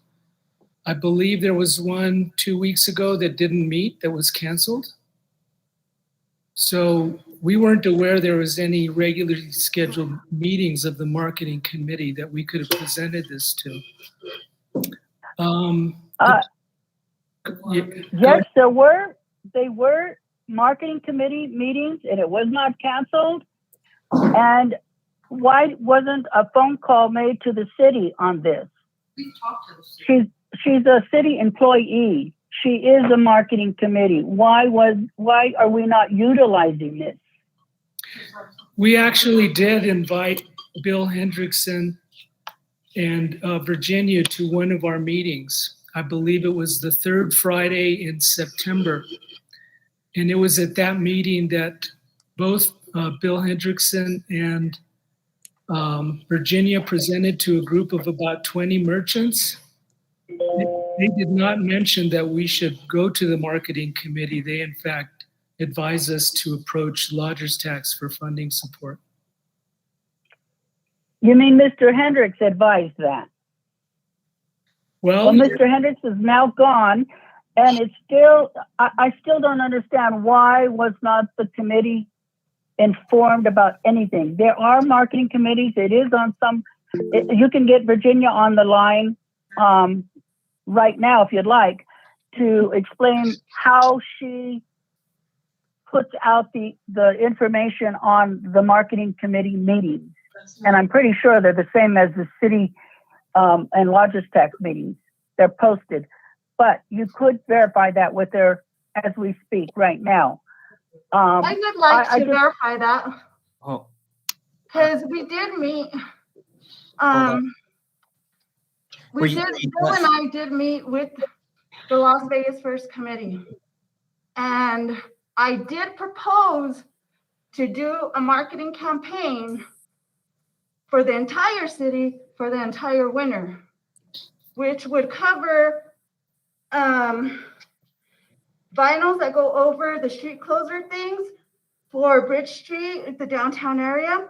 Not only that, but when I made that proposal, I also let all those people that were there from Las Vegas First, I let them know that we could also do specific things related to hotels, related to, the tourism businesses, but what it would do is it would promote Las Vegas as a whole. However, we would have some additional pieces for the downtown area for redirecting that traffic. And what I mentioned is that all we had to do, and everybody there had agreed, is that you guys come up with the design, present it over to the city, and we work on this campaign as a whole. That was what we proposed to you guys at that time, and that I would use part of I should say the marketing committee, part of their budget to be able to create that campaign. So that we're marketing the entire Las Vegas and not just a specific area because of construction. But the thing is that we would be helping with that construction, but we'd also be able to use those in the future for other events, any other construction, anything else that was going on. I never heard anything back after that. Okay, Virginia, just to be clear, did we execute on any of that discussion? Well, I never heard anything back from them. Okay, so we didn't execute on it, so then they're presenting it now because we don't have something. Well, because they never contacted me to execute that. Are there on the marketing committee, are there members of all the entities? I mean, this is pretty wide. So we have Las Vegas First, on here. We have Main Street. We have Chamber of Commerce. Is there a representation for each one of these entities on the marketing committee right now? The marketing committee is based on people who have experience in marketing and tourism. So we have representation from Highlands. We have representation from the community. There's a representation from Hermit's Peak Watershed. We actually do. We have a wide variety because we have some from business, we have some from the nonprofits, and we have some from the community. I'm just going to repeat. Do you have any representation from the biggest entities in town for tourism? Yes, we do. Hermits Peak Watershed Alliance, New Mexico Highlands University, those, and of course, some of the other nonprofits and stuff in town, but yes, we do. And again, those were selected by the mayor. So I can't say that, oh, I just brought these people in. This is who I selected to choose to do this. No, Mayor made that selection, so they did it by the wards. Right. So there's somebody from every ward to represent in that committee, and they all have marketing and tourism background, which is the main thing I believe the mayor was looking main for. focus on it. I know that largest tax pushed for a marketing committee to have a comprehensive marketing plan, and the committee we were hoping would be representative of the community and have representation from each group. That's what we've clearly defined going forward and on and on. As far as the individual appointments. Right, but we're not talking about the marketing committee here. We're talking about Las Vegas First and their application for funding. You're further down the agenda, but you guys pushed into. Yeah, but none of us were invited, so we can't speak on that anyway at the moment. I'm just letting you know what happened with the marketing committee.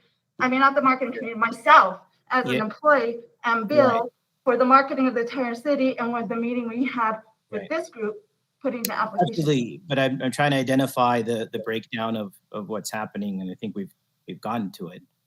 So well, basically, we told them we would do this big marketing campaign. They never got in touch with us, and it looks like they just went ahead and did it themselves for Old Town. But it was supposed to be for the entire city. Okay, thank you, Virginia. Thank you. It sounds like the ball dropped at Bill Hendricks. He should have informed and brought that to the table, and he didn't. No, actually, Bill was a part of it. We all agreed. Virginia. We had a decision. It was just the organizations that never contacted us back. Okay. They were supposed to get with Gabe to create a design and then have Gabe contact me so we could work. Okay. So Virginia, I mean, look, I need to maintain order here. So if someone wants to speak, raise their hand or wait their turn and stay civil, but this can't turn into...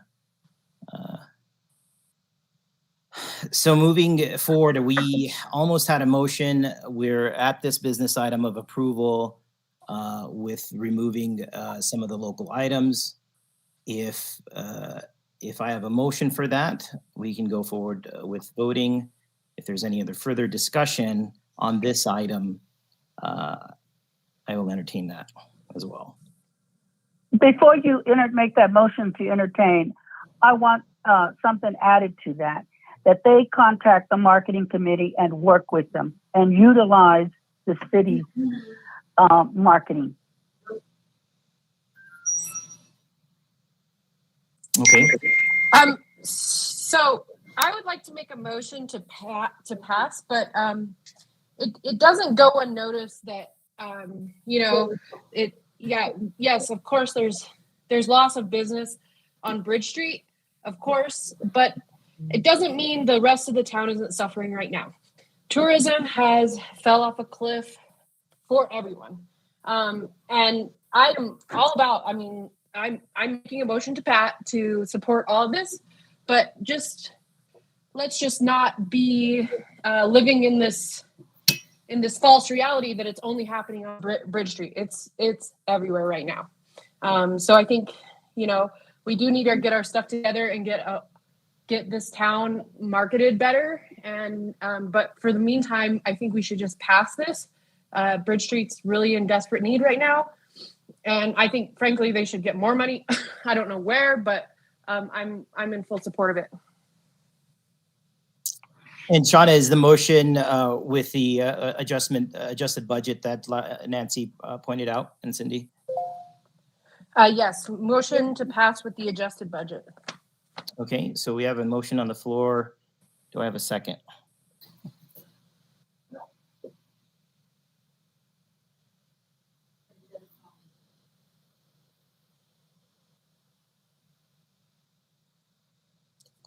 Kutek, are you going to put anything in there that they work with the marketing committee? Well, at this stage, it's look, Georgina. What I know, it's already on the council agenda. I think it's an approval. I think it's a business item. I think that council and the city have asked us to have this special meeting so we could address some of these issues and clean up some of these, anything, and to make sure that that we can make a proper recommendation, that it comes from Lodgers Tax Board. But I believe it's already on the agenda. They're going to address it. So whether that leaves enough time to talk with the marketing committee, I don't know. The marketing committee and the marketing plan is also a business item on this agenda because, as you can see from this discussion, it's a big portion of everything that we're doing. I mean, it's been brought up. The overall marketing of the town keeps repeatedly being brought up. It's been repeatedly brought up by Lodgers Tax. We've been battling with it. It's been on our forefront. We're still going forward with it. So that's next on our agenda for the marketing committee. We could certainly talk about that. I should certainly say that it goes the other way too. The marketing committee can approach this group and see, look, these are the things we're already doing. Let's talk.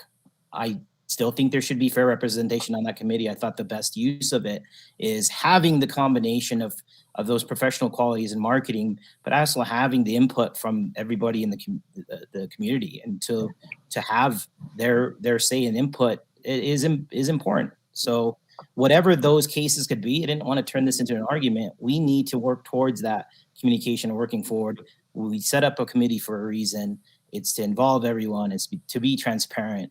And what we're trying to do here is Lodgers Tax is making sure that we're doing the right things and to make the proper recommendation to council. That's what's in front of us. So, okay, so what was the adjusted budget on that from Elmer? Some of the issues that we had, and they've volunteered to eliminate gray areas of what marketing to tourism would be. If some things are just mainly local, they've entertained to remove those, and they'll have matching from local or so on. They'll figure that out, and so they're willing to remove that the items that were confusing or in the gray area and represent it. Okay, so the motion on the table is that we approve the new marketing budget. We can recommend this this budget to council with the amendments. Yes. Okay. All right. So is there a vote on the table right now? I need a second first. I'll second that. Okay. We'll have a roll call.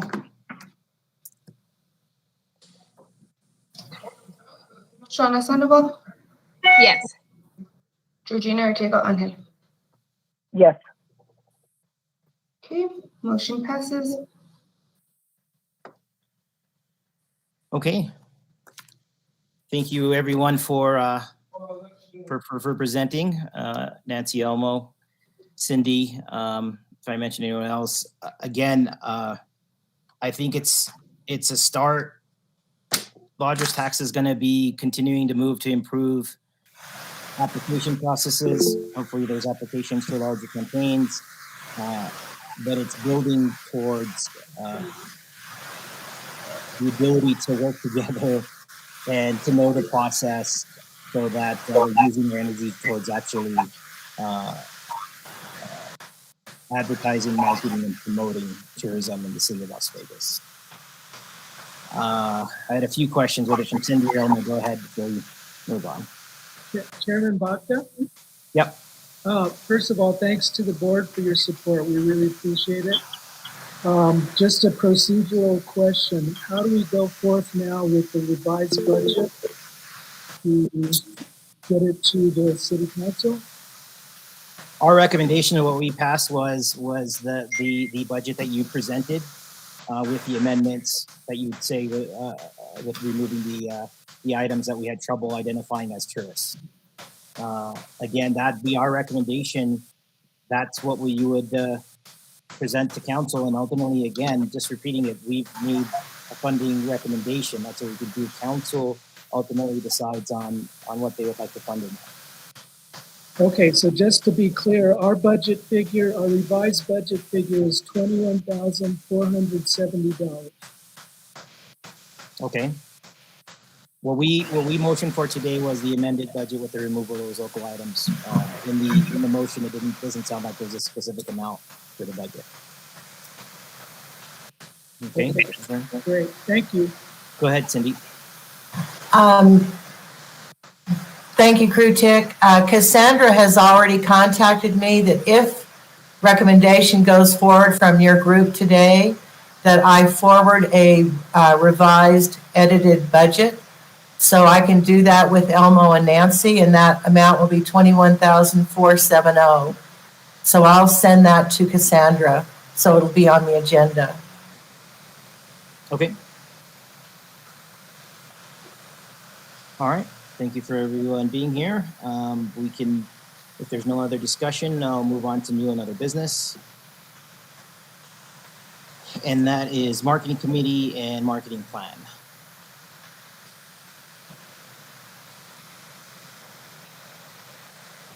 And if Virginia is still here, I'd like to hear from her. Hopefully she's here because she's part of the marketing committee or the lead there.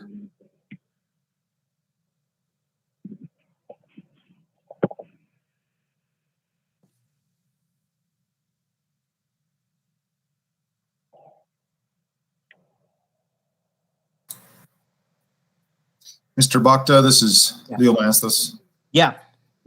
Good afternoon, folks. Were you wanting Miss Virginia to go over what was already presented last week? She can, or just questions, because I mean, it's important. She chimed in during this process. I think we need to, while we were going through it, I mean, there's also, there's questions and what we need to do going forward. And that's why I put it on the agenda. So it's really just, we weren't able to finish the conversation last time. So we still need to get an understanding of what we're going to be doing going forward. So I think she could help answer that. If there's anybody else on the committee, it needs to be discussed. That's why I put it in new and other, because as you can see, it's important to the community and everybody's still wondering what we're going to do with it. So if we're having a special meeting, I wanted to at least have something in here so we know where we're going, where we're standing, so we can move on some type of comprehensive plan. I believe several people have mentioned it already. So. Okay, I know Miss Virginia Marojo just chimed in or logged in. Okay. And I'll let her elaborate a little further, but I know that we are, as you all may know, that we've already and continue working with New Mexico True on that campaign that's been, put forth to every municipality throughout the state. Yeah. And we're working on that. We're also, I think that there's been some severed parts to this whole process, meaning that individuals from all these other committees are not collaborating. So we're all working in silos. So each committee doesn't know, and I'm not saying anything that hasn't already been stated, that everybody's working in different directions and not together. So nobody knows what's being advertised, what's coming down the pike, so to speak. I know that in the past, the city has worked on an RFP with an advertisement firm. We are now reviewing the 2 old RFPs and updating them so that we can go out for RFPs, so we can procure those services for the city. I guess it's been neglected in the last few years. We don't want to work on that path again. So we're working on that. With that, I'll let Miss Virginia kind of elaborate further on where they're at. Yeah. Right, you're right, Leo. You're absolutely correct, Leo. And all of this was presented in the meeting to the lodgers tax at the last meeting. We've actually had a couple presentations to lodgers tax. And what we also stated was that they broke it down, lodgers tax. I know you made recommendations and had questions. And so that was going to be presented at the marketing committee's next meeting. Okay. I mean, we just presented last week, so they haven't had a meeting, since they presented to you at this last meeting.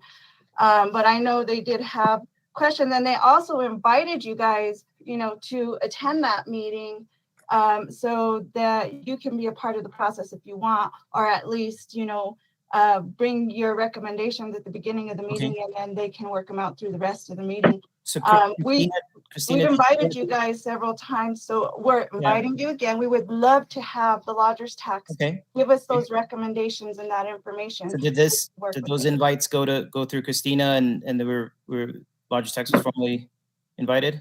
Yes, I actually have invited you through email, and I even at the meetings, I've invited you guys to these meetings. Okay. Unfortunately, we haven't had any of you there, but we would love to have you guys at the table. Okay. And so, Leo, you're absolutely correct. I forgot to mention New Mexico True. So yeah, it's a misnomer that we don't have a campaign. New Mexico True is actually one of the successful things that we do have that's coordinated and marketed. But the good news is that a good portion of that work of putting together a plan and how to do it, really we just have to select it at the end. But a good part of that structure has got identified by the state, and they identify, why why the things are there, where we're marketing our target. I mean, they're well defined on what the plan is. Right, and that's how the committee is utilizing their plan for the city. Right. Is they're taking all the information, not only from the state, but since I am on the Northeastern Regional Board, the secretary for that board, what we do is we take the information from that board as well, and we take the state, the regional, and we combine them, and we see how the city can make their marketing that fits in with not only the state, but the region as well. That's how we came up. And just like we explained to you, that's how we came up with the tours, because that's what the region is doing. The region is going to start doing these regional tours. We've created CCHP. All these other organizations have created these tours, these walking tours and stuff, and they just need to be promoted. And so that's why they've included those in the plans, because they've sought out all this information, what we've done in the past, what the state's doing, what the region's doing, what the city needs, what's going on, with the construction. All this stuff has been looked at and talked about. And that's how they came up with the plan, like they explained to you at the meeting. And then, they're taking in, of course, your recommendations and stuff from that to continue to finalize. We got to finalize this plan though very soon, or we're just going to end up moving marketing into the next year again. Yeah, I mean, for that's the thing though, Virginia, is that we've been trying to get to a recommendation that we can push to council. That's what we're working towards. So I don't think the board individually has had recommendations, but they just had questions, and getting to those questions is how we fleshed out the presentation. And that's always all I was asking. Those items that that the marketing committee came up with to advertise in, did you end up emailing it to everyone it was quite the list, but we didn't have it in front of us. Right. No, I put together the final list so I could send to you guys. I just received the other information that was requested today. So that's why I hadn't sent it to you yet. And that's why I wasn't expecting to be on this agenda, because we hadn't put that information together for you properly yet. So we were hoping to be on the next agenda so that everything was together and finalized, and hopefully had because I know in the last meeting, the biggest thing you guys had was about the visitor's guide. And so they were going to see about how we do the RP process for that. And then also the RP for the design work. So those are the two things they were going to discuss and come up with, as well as the rest of that marketing plan. Okay. And is there a way, so we're having trouble with communication, and I know you're saying you're inviting these to committee. Is there a way when you guys are ready, for the people that haven't seen it, so the committee is set up so you can do all these things, and it's not, you can have meetings and set up the campaign, but at the end of the day, you have to present it to people that haven't been inside your committee. But there's a point to that. I mean, if everyone and anyone is there, then maybe you don't come up with something. If you have enough representation of the committee and have a strong group, then you could come up with it, and then we can see your presentation and provide feedback from there. And that's right. And the marketing committee is well aware of what they're supposed to do. They know they got to create a plan. They know they got to present it to you. They know they got to present it to the public. They know they got to present it to council. I don't know so much about the public, how they're going to do that. That's up to council basically, but it is going to be presented to you guys. I mean, that was the whole purpose of the committee. And the reason we created the committee is because you guys didn't have time to come up with those. I know I've been on this committee, on the lodgers tax since 2017. And since 2017, we've been trying to get these deliverables from the lodgers tax board And we finally got those. So now we have the marketing committee putting those in place.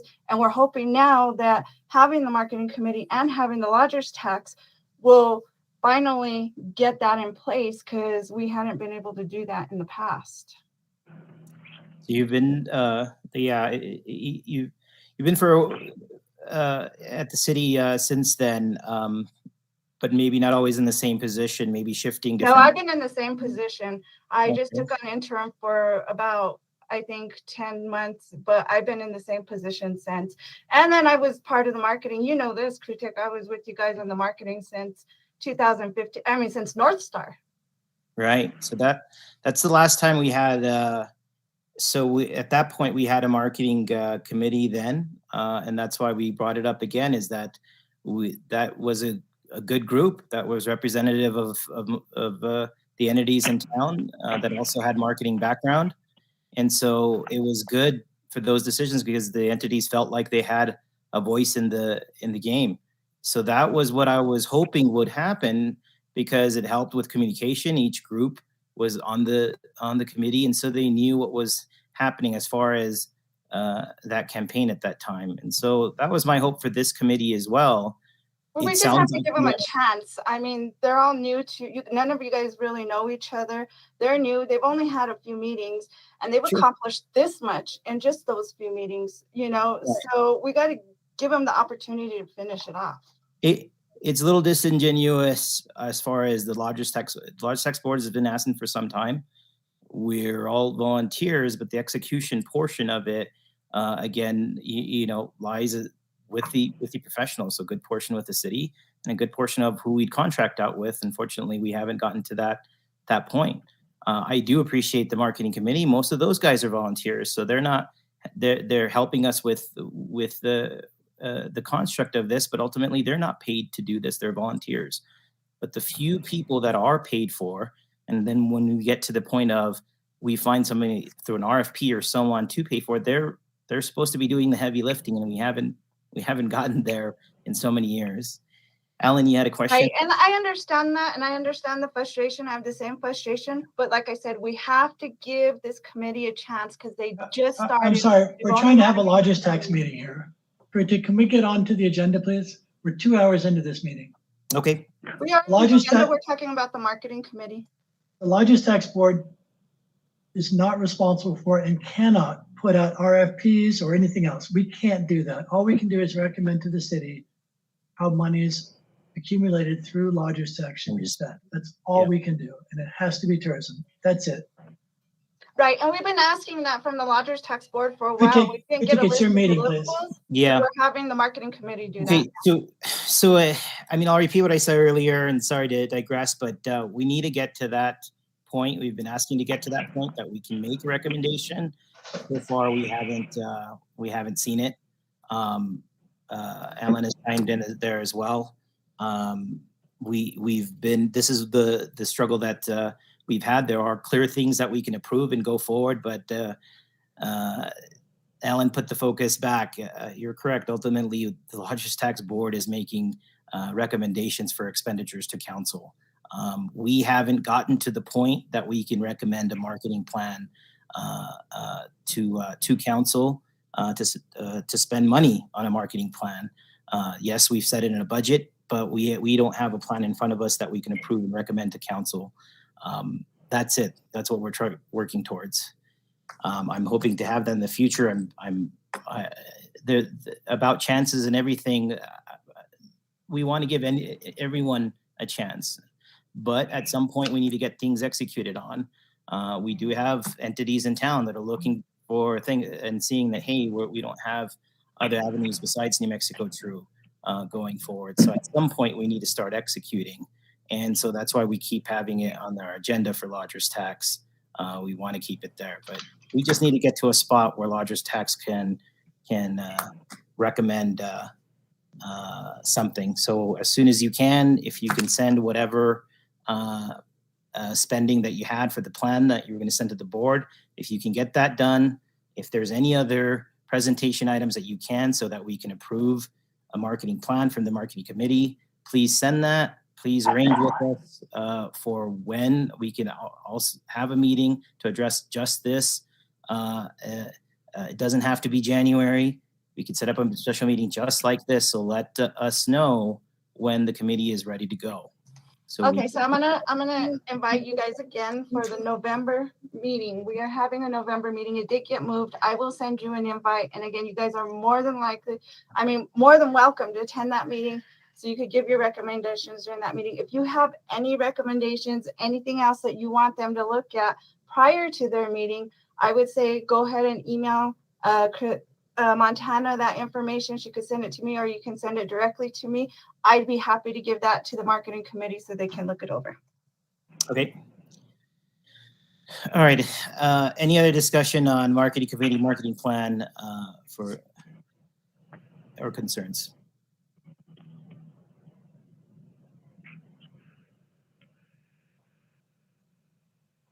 All right.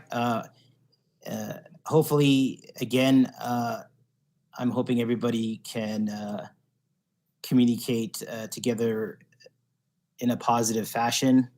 I just hate to keep hearing that we're not talking to each other, we invited, we so on. I'm hoping that it could be a positive message. I'm hoping that everyone in this meeting, if you're hearing these things, get involved. If we have concerns about the marketing plan discussion, then okay, go ahead and go to the meeting or ask questions and going forward. But I will entertain a motion to adjourn. Before you do that, Virginia, are you still there? Yes, ma'am. I would like to see when you send out the notification for this meeting, the marketing committee, could you invite those entities? Old Town, Community First, whatever they're called, CCHP, whoever these larger entities are that are nonprofits that are working in trying to bring tourism to Las Vegas. Could you contact those entities and invite them so there will be some representation there? So if they have something that they want to present to us, they could present it to the committee, to the marketing committee. That way that communication is open and it's not just, I'm going to do marketing over in this corner and you do marketing over in that corner. No, it can't. We don't have that much money to be entertaining that. We have to think about how we can use this funding, and it represents everybody, not just Old Town, but also the town, the city of Las Vegas. Thank you. Yes, I will. I'll do that. I just have a question. Do you want me just to invite the same people, Main Street, Las Vegas First, and Chamber, or should we invite all of the organizations? I think all of the organizations, little or small, little or big, all of them, because they all are part of the city of Las Vegas. Okay.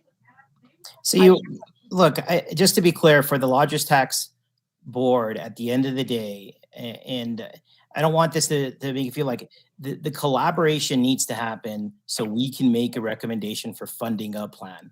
So again, we're asking you to do those things, but when you do those things, you come back with a well-defined plan that you could present.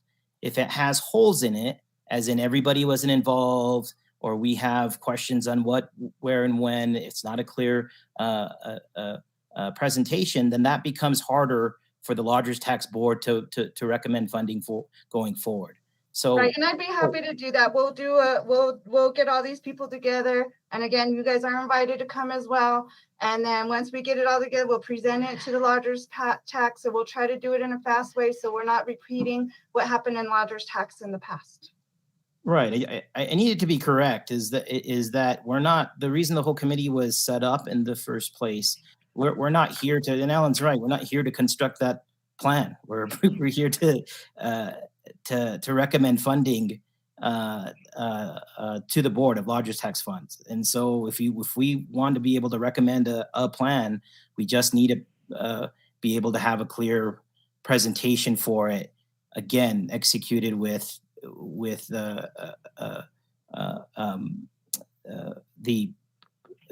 without holes, right? Without the committee, have it be something that we could recommend and not have entities that felt that aren't represented and so on. I know we can't represent them all, but we have major chunks. These are huge blocks of people just in this presentation that aren't feeling so. So absolutely, if you need them to invite events, if go out of your way to do that so we can move forward, get them involved in the process.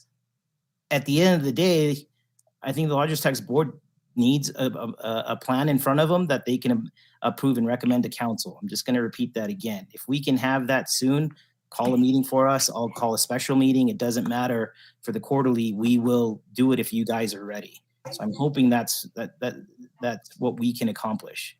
Yeah, and that was the goal again. So, that's why when we met with you guys last week, we said, this is the direction we're going. We haven't completed it. We asked for recommendations so that we can complete it, and we'll be bringing it back to you once that's done. Okay.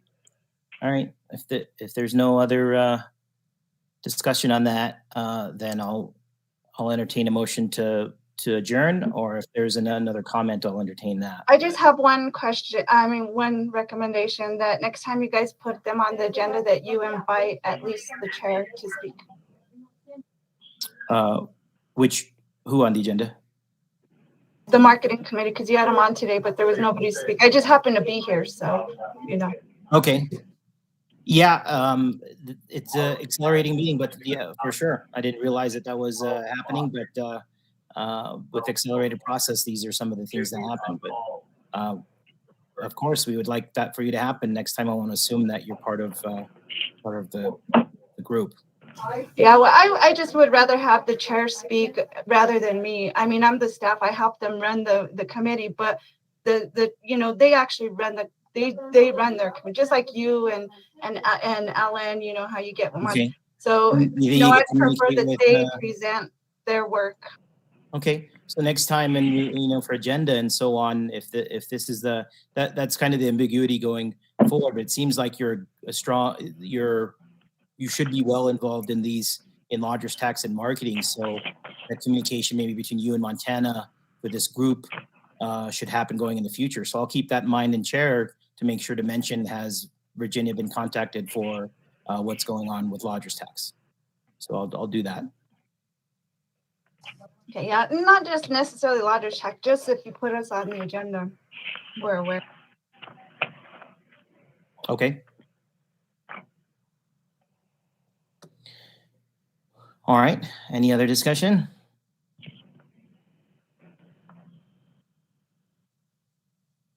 Nope, I'm good. I will entertain a motion to adjourn. I second it. All right. Roll call. Sandoval.